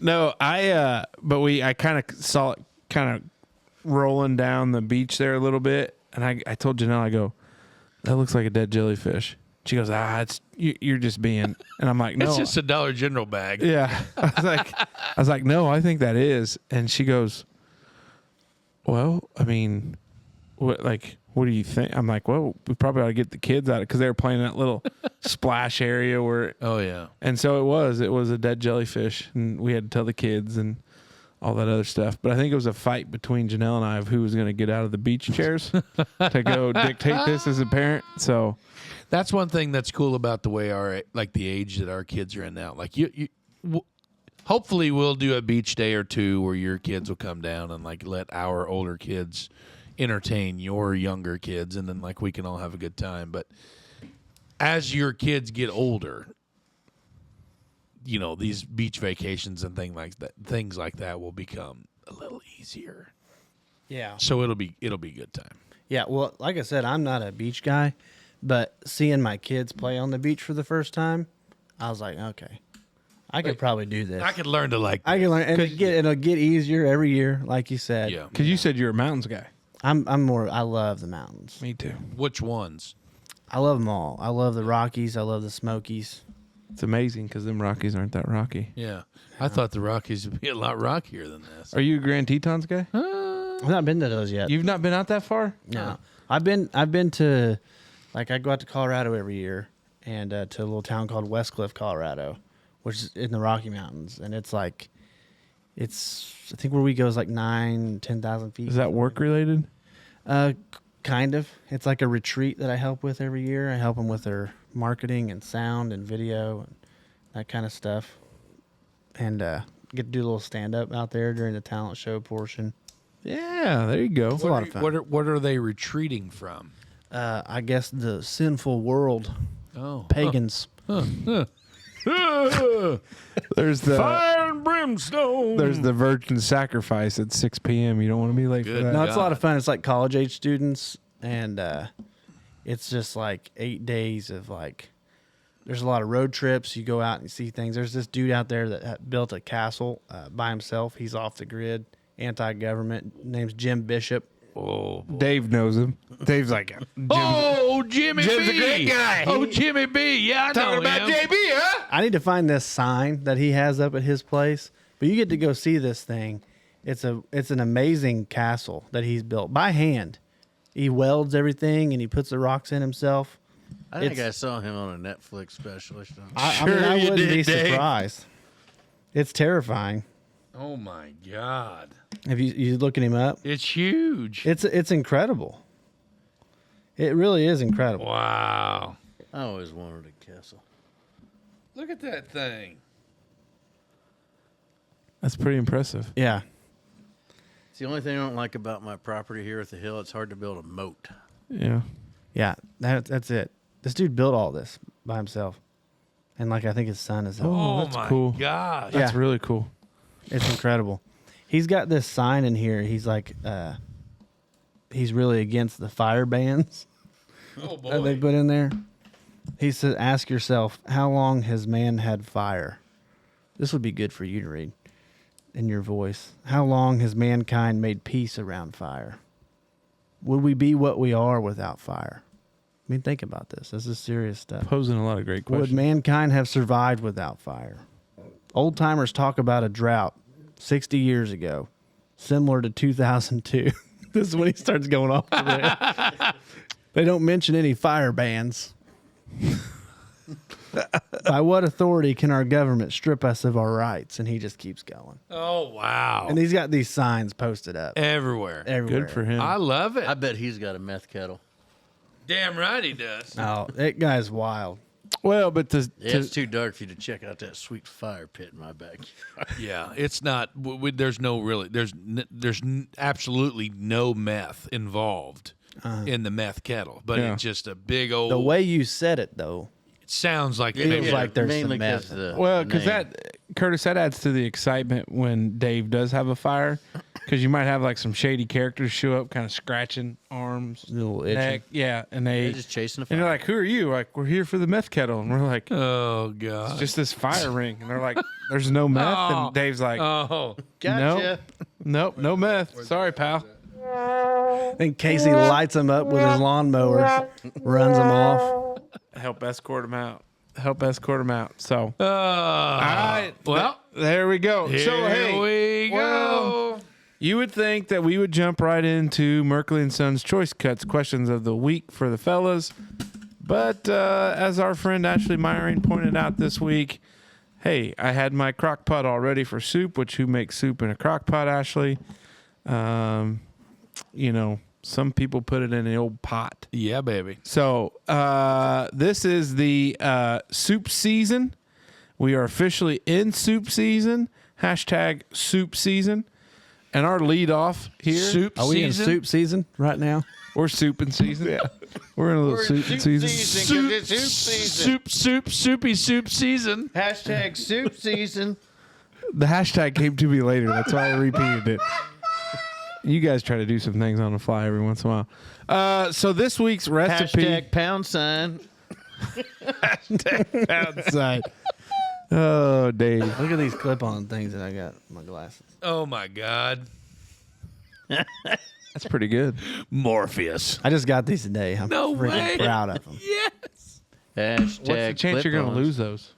It's high, but that's why I got one of these grandpa-looking. Though, dude, whenever you You ain't came got no in- pocket in when your you shirt. came in with that freaking thing, I was like, when did Curtis become 100 years old? That's what my wife said. She's like, "Did you really buy that?" I'm like, "Yeah, it was super cheap. This is the best thing to hold them. It's thin." You look great, man. I That's a love good it. look. I'm So- gonna get him. We are in that season of soup. Big Mace is the first here to provide us with I would a like to tell you. nice little soup recipe. I would like to tell you about my Wing It white chili. Sounds great. I made it tonight before I left home. Okay. And it is a Wing It white chili. I don't know if you like white chili or not, but it's white and it's chili.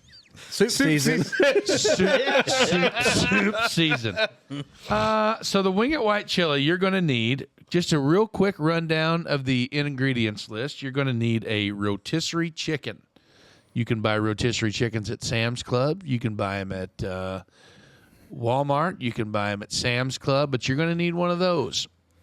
You're going to need to debone this rotisserie chicken. I can't take you serious with those clip-on I can't take you sunglasses serious. on. Like, if they're going to make a soup, I hope they know where the hell to get the grocery out. We're getting deep into Well, hey, boys. where can you get the ingredients? Well, I'll tell you what. You can go on down there to You're gonna Main need Street. some of that Russian miak. Hard to find this time.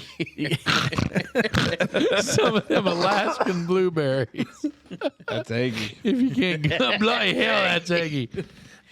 Rotisserie chicken, 1 block cream cheese, 5 cups chicken broth, 1 tablespoon of cumin, 1 tablespoon oregano, 1 white onion, 2 tablespoons minced garlic, a few jalapenos, a good quality squirt of the sour cream, olive oil, and lime juice. And then you just put all that shit in a pot and let her rip. Could it And be a crock pot? You need canola. What the hell are them called? Some sort of beans that are white. You're gonna need some white beans that are rinsed. Navy beans. No, they're not that. They start. Gorgonzola. No, no, or not garbanzo either. But, Garbanzo's the ones I was thinking yeah, of. it's a white. It's some sort of white bean. But yeah, you just let all that shit rip in a pot for a while, and you got yourself a mean white chicken chili. It's good. Let her rip. Yeah, Tater chip. yeah. So Hashtag soup season. hashtag soup season. How long you let that cook for? 4, 5, 6 hours, whatever you want. Whatever, just till it's done. Hey, let Yeah. it simmer a little, Dave. You'll Yeah. know when it's done. So that there is Big Mace #1 installment for the soup season. Hashtag soup season. It's soup season. It's the Wing It White Chili. For all you listeners out there that want to get more in depth with the Wing It White Chili, just smash that subscribe button, and then we'll talk about it after. Y'all you do should that. make a video, a little cooking with Mace video. Yeah. something. Hashtag soup season. Wing it soup season. Yeah. It's soup season. White chili, chicken, white chili. Chili. It's white. Niner. 5. All right, Bronco boys. That Rodeo was the first Chile. installment to the hashtag soup season. Hashtag soup Let's season. see what our friends at Merkley's Sons got. It might be a short soup season. Hey, how'd soup season go? We only had one. It all works out. Do you all have one too? Oh no, it's just one soup season recipe. Because I was saying, man, it's getting late. we learned from the Let the Dutchman Be Your DJ, and each of us bringing 3 every time. That playlist is tough. 6 days long. Yeah. Welcome to Merkley and Sons Choice Cuts Question of the Week for the fellas, sponsored by Merkley and Sons, the ultimate destination for meat enthusiasts. Shit. We are getting into soup season, guys. Hashtag soup Soup season. As much as Smoke doesn't want to acknowledge it, it is Soup season. Hashtag soup You know what else goes well with soup? season. Some of them sliced cracker bologna products. No matter how you enjoy your sliced cracker bologna, it pairs well with soups. You know what else goes well with cracker bologna products? Fall season. A fresh slice of cheese. Could be Kobe Jack, whatever tickles your fancy. Merkley and Sons is ready for all seasons, but check them out to spruce up Good God. Soup season. your menu on soup night. Wow. Because let's be honest, soup is never that filling. Guys, I don't know. Because it's soup season. Hashtag soup season. This really worked out well. This really worked out well. Jeez. This is going to be an easy episode to listen to. I guarantee you that. All right, our questions all involve soup. They don't, though. I pulled these questions because it's one of your brethren at OFS, Misty Mahoney. Misty is in the engineering and design solutions at OFS Brands. It's an awesome name. I might be saying the Mahoney part wrong. Nah, we'll go with it. We're going to go with it. Hello. I've been a listener since the beginning. Introduced by friend of the program, and her husband is the official mechanic of the Masoner home, Ashlyn Kelly. Here are some questions. Hopefully you haven't been asked these yet. Well, Misty, I'm going to let you in on a little inside secret. We'll read anything more than once. Especially What? soup season. Especially with that white chili wing it. What is something your younger self would be surprised about you now? Curtis Crowe, go. My weight. I was really little, guys. I was gonna say Your weight? You wouldn't have been surprised. how fat I am. No, I always thought I'd top out at $3. the amount of kids I have. Really? Why? What'd you think? 1 or 2? I can't talk about it. Oh, okay. She doesn't listen to the show, but anyways, go ahead, Yeah. David. Ponytail.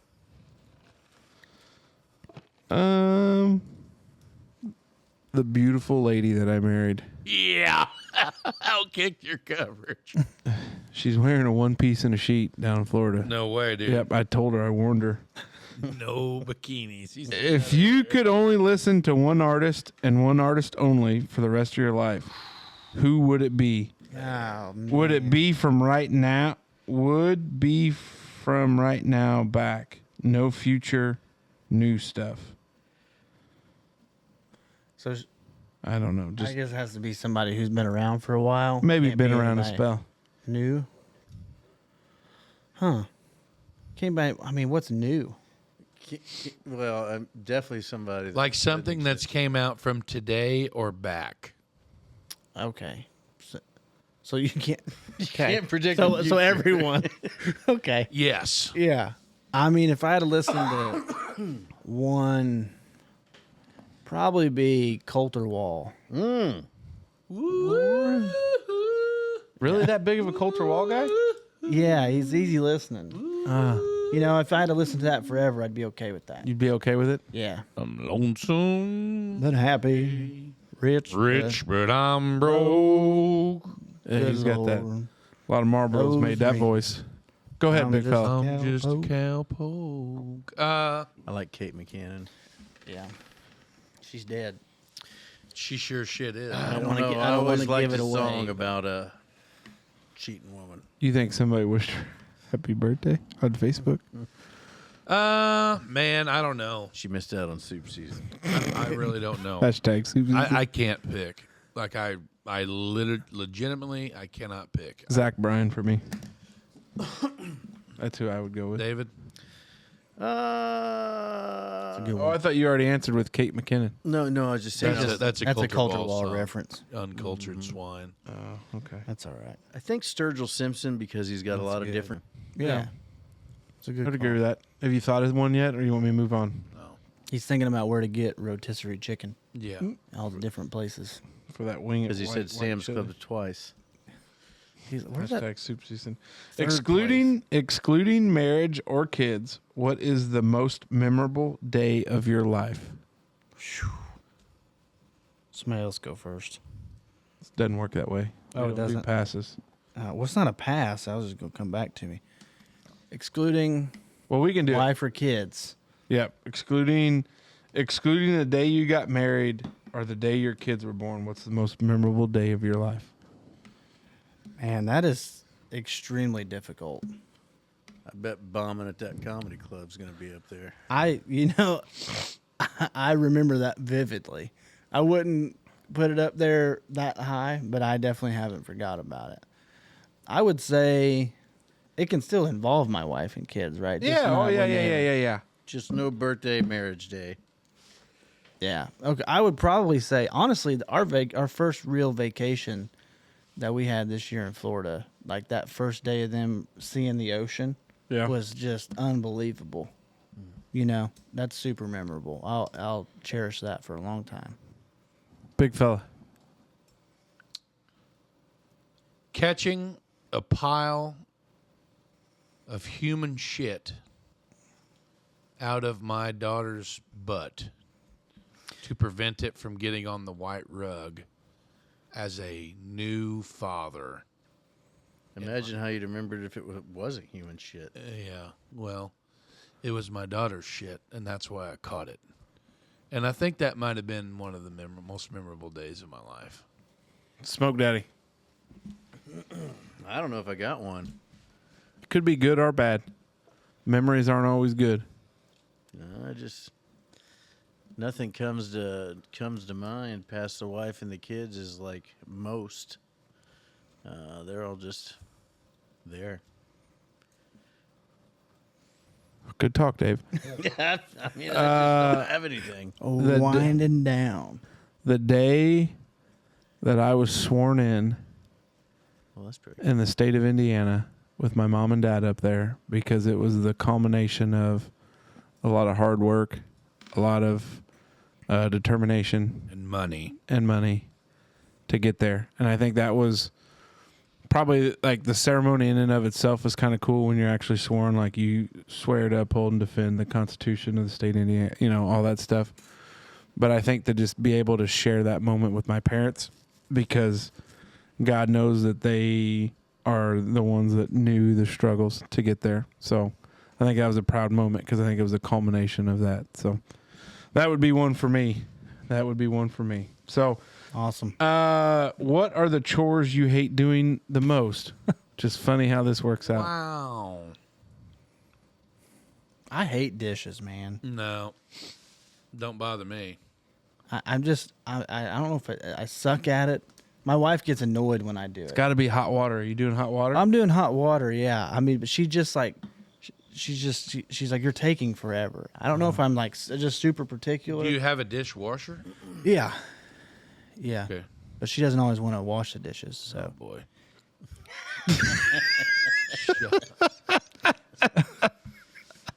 Where's it at? I hate putting laundry away. Like, I'll wash it, dry it, sort it, yeah. but when it comes to like actually putting it back into my closets and drawers and things, Yeah. hate that. I could live out of a basket for the rest of my life. That's a habit I have that my wife gets annoyed at. Is like, I'm Living out of a basket? Well, I just might leave some shirts hanging over my chair in the bedroom for a couple days, and she's like, "Hey, you gonna hang those up?" And I'm like, "I mean, they're right here. I'm just grabbing them here as Yeah. opposed to the closet." Yeah. You know, Yeah, folding laundry is my. Well, they don't see our logic. They don't see their logic. it's efficiency. Yeah, that's true. Dave? Folding laundry. Oh. I'm going to say scrubbing showers or tubs. Just no great way to do it. Who does that? Yours truly over here, pal. If you were in a talent show, what would be your talent? Now, obviously, comedy is not going to be an answer, and music is not an answer for you, Dave. So, Oh, we're not allowed to use that as an answer. yeah, that's a me self-inflicted rule. Because you do that now. I guess fiddling around on the piano a little bit. I'm not great at it, but better than the average Joe. Yeah, Inhale whistling. you use that one a lot. I'd probably try to tell a joke or two. Yeah. We flip-flopped. I like that. I think mine would be. Are you familiar with Cowboy Ken something? He's got a YouTube channel where he. Are you familiar with them? Well, I'm trying to think of what his last name is, but he cooks out of the old chuck wagon. Yes. Yes. Cowboy Ken. That's the best cowboy coffee you'll ever have. Yeah. Hey, you Cowboy. got a head cold. Get you some garlic. Yes. I would want to be a great orator of like Who? Western history, because that's what this guy does. That's how he makes his Western. living. Did you catch that? West Street. He'll read like stories. Hang on, we got to back up real So quick. you're a glorified reader of stuff. Orator. Yeah, of the spoken word. Okay. You know what I'm saying? So No, I get you now. you're not giving context it- clues. You're not giving a speech. You're not giving. That was above my pay grade. You're not doing like a. You're comedy talking routine. about a Mr. Cowboy Kent Rollins. Kent Rollins. That's Yeah, it. not Ken. He married a woman like 30 What's years this dude younger look than him. like? Cowboy. You're not familiar with him? You need to check out his stuff. He's one like Oh yeah, I've seen that. Yeah, guy. on TikTok. yeah, Yeah. huge following. His wife helps him with all this. Did you hear Did that? you hear that clicking? click, click, click. Don't get your fingers in there. Yeah, It's dangerous. yeah. Be careful. The magnets on them son bitches. Good grief. Yeah. Hey, there we are. Thank you to Merkley and Sons for bringing us those choice cut questions of the week for the fellas. Banger tonight, And thank boys. you to Misty for sending those questions in. We appreciate you listening. And like Ashlyn brought you into the fold, you bring 10 people into the fold. I think that's a fair trade. Yeah. That's a fair trade, right? Pyramid scheme. Yeah. Yeah. Whoa. We don't like to say that. It's more like a branding opportunity. Smash that like button. Yeah, smash the subscribe button. Anyways, Curtis, don't be upset that it is time for us to go. Just be glad that it happened, because now it's the last pass, brought to you by Hopf Outdoor Power. I like to keep tabs on their Facebook page just to see what's going on. Not being nosy, Smoke, just keeping my eyes on the deals that may pop right. up. They've got some great rebates on Polaris razors right now, some excellent deals on the backlot special, and Cub Cadet days are going on now until October 28th, where you get up some cash off on an X Series snowblower. I think they just released what their possible weather forecast is through the area for the winter. You might need a snowblower. We don't want to think about snow, but it's going to be coming soon. I also saw Hopf introduce the new Kubota RTV X2, where they are taking pre-orders now. Go see the fellas over at Hopf. Let them know that we've sent you. Whether you're looking for an end-of-season deal or preparing for winter, Hopf Outdoor Power has what you need. Curtis, Yeah. final thoughts. It was a good time, boys. Thanks for having me. Hell yeah. Appreciate Thanks it. for coming. Yeah, I really enjoyed it. That's it? Yeah, I mean, you and me. I mean, Yeah, you can elaborate into any. This is your chance. This is your time. where Final he's- thoughts is anything that you want to say before we end this show. all right. uninterrupted. Uninterrupted. All right. I wasn't ready for this. It was a good time. Thanks for having me. If you want to support my comedy, go listen when you got spare time after you're done listening to this show. Go check out I Know All About That. You can find it on YouTube, Spotify, Apple, wherever you listen to your podcasts. Doing some comedy in Brown County, October 28th. Don't go to that. Go to the Gaslight for the old boys party. I'll be at the Jasper VFW in November doing comedy. We're working on a date for that, but that'll be fun. So I'll let people know. I'm also working on a trivia night at the Gaslight. So just follow me on social media at Curtis Crowbird on all the socials. Instagram is the best way to keep up with me, and Facebook. And yeah, I'll keep sharing more about that. But I appreciate y'all having me on, let me talk about comedy and all the other stuff we talked about. It was a good time. Oh, good. Awesome. No, we enjoyed having you. Hell yeah. Big fella. So first things first, Curtis, it's awesome to hang out with you again. Yes. We had fun on your show. I had fun on your show. I hope you had fun on our show. Yes, I did. Hopefully that we will continue this relationship and keep doing this. And I know I got to get these two guys on now. yeah, man, it's awesome time. Yeah, which, by the way, I'm just going to throw this out there. When he said he was invited onto your show, I was kind of upset. Yeah. Oh, well. Well, Get I over see it. Mace a lot out in town. And Is it because he wears high vis everywhere?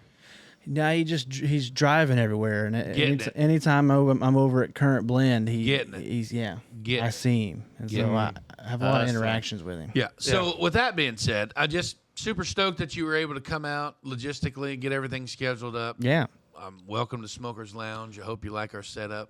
I mean, we have fun with it. this is great. It's I love this. It's a humble abode We'll have to get my dad in here for sometime. sure. Heck yeah. Yes, And he we- will probably sleep on that couch because and that's fine. he I don't know if he'll make it. If he's okay, This one back here is a lot nicer because it reclines. And Oh it's- yeah, and that it's- is and nice. it's leather. He could sleep at my As- house, but I don't want. as long as he's okay with blasting Fortunate Son Yeah. in his dreams and glizzies. and Yeah. glizzies. Yeah. And my other final thought before I move on, guys, it's time to get registered up for Southridge Wrestling Crew. If you've got a youth wrestler or you know a youth wrestler that's interested in wrestling and learning the ways of the Southridge Wrestling program, you need to go on to the Southridge Crew Wrestling Facebook page. or look them up on Team Linked. Registration is open until October the 22nd. Or if you have any other questions or concerns, you can contact Hillary Schmidt at southridgecrewwrestling@gmail.com or give her a call or text at 812-630-8133. Get your kids signed up for the Southridge Wrestling Crew. It's an awesome program. Teaches them a lot about wrestling and a lot about, life and teams and everything else. It's a cool deal. So look them up. It's if you got a kid or, not only boys, girls can wrestle too. There's several successful girl wrestlers that have come up through the ranks of the crew. So, yeah, that's what I got. Smoke Daddy. First thing, again, thanks for coming out. Love having you. Hope to get your dad out here with you one of these days. Miranda, is that your wife's name? Yes. Okay. We might just have the whole damn crew on one of these days. Yeah, I know. She was excited about the idea of doing trivia sometime. Yeah. We'll make that happen for sure. So good luck up there in Brown County on the 28th. We'd love to make it, but we got our thing going on at the Gaslight Bar and Grill in Huntingburg. So anyway, be following our socials or Facebook, watching for more details to come out. But October 28th, 8:30 until they tell us it's time to leave. Busch Light beer specials with your Wondering Dutchmen or Gaslight koozie. So we hope to see you out there. And that's all I got. Hell yeah. Well, it's can't believe we are 50 episodes in. It's crazy to think about it. Curtis, it was great having you. Yeah. I think we're all fans of the work you do and what's going on. And, this podcast community, like, it's kind of weird because you get people that ask, well, like, what do you think about their stuff? I'm like, yeah, they do great work. What do you think about them? Yeah, they do great work. Would you have, yeah. We've, obviously talked about having you on for a long time. And hell, we've even said, like, Jake Killian, bring Jake on and let him shoot it with us. Some good where stuff it's, going where on. it's different, where you're not the host of it. You can just be a part of something. It's great. And it's a collaborative effort. And I think that, obviously that there's, the support there from us. Anytime you ever need anything from us is, don't hesitate to ask, and vice versa. You've been a great help with us and Arlo. So, that was just a huge in doing all this and helping, kind of get our feet under us a little bit. Sure. I think that was the big thing. So, next thing, as we get into October here, the 28th, we understand it's Halloween weekend. We understand you may be thinking about making plans, but we hope you decide to spend your evening with us. Unless you're close to Brown County and you want to hear some comedy, go see our buddy Curtis Crowe, because we support that as well. And I would imagine, depending on when the VFW show is, we'll probably, make the trip onto the north side of Jasper to be at Curtis. So November 9th, I'm doing comedy in Newburgh. That's a pretty far drive. I know. It's the finals of the competition now. Now we'll go. Yeah. It's we'll go. it's a late show. Starts at 9:00 our time, the Lord's time. That's fine. It's a late show, Thursday night, and the VFW might be the next night. So we'll see. We're working on this back to back. 2 nights in a row. Well, certainly Going something, on tour. something we can certainly something we can check out. But we appreciate everything. I think I'm going to talk to the boys. This is the first time they're hearing this, Curtis, but we've got some technical abilities to be able to take phone calls. And I think for our 152, nothing would be better than opening up the phone lines and we just do a call in. Yeah. So keep your eyes peeled, because I think we're going to make that work. We can't do it live. Curtis, we appreciate that you're able to do your stuff live like that. Yeah. But I'm not ready for it. We don't run that kind of operation here I in get these you. parts. I get you. I'm So, not ready for I've it. heard some things. Yeah. I've heard some things. Well, Smoke must have missed it on editing, or you took stats in college. But where I think we're going to open it up. Obviously, we would love. We'll send it out. We'll let everybody know, but that's not too far away. So, with that being said, Curtis Crowe, thanks for joining us. Thanks for having me. Everybody else, Dutchman out.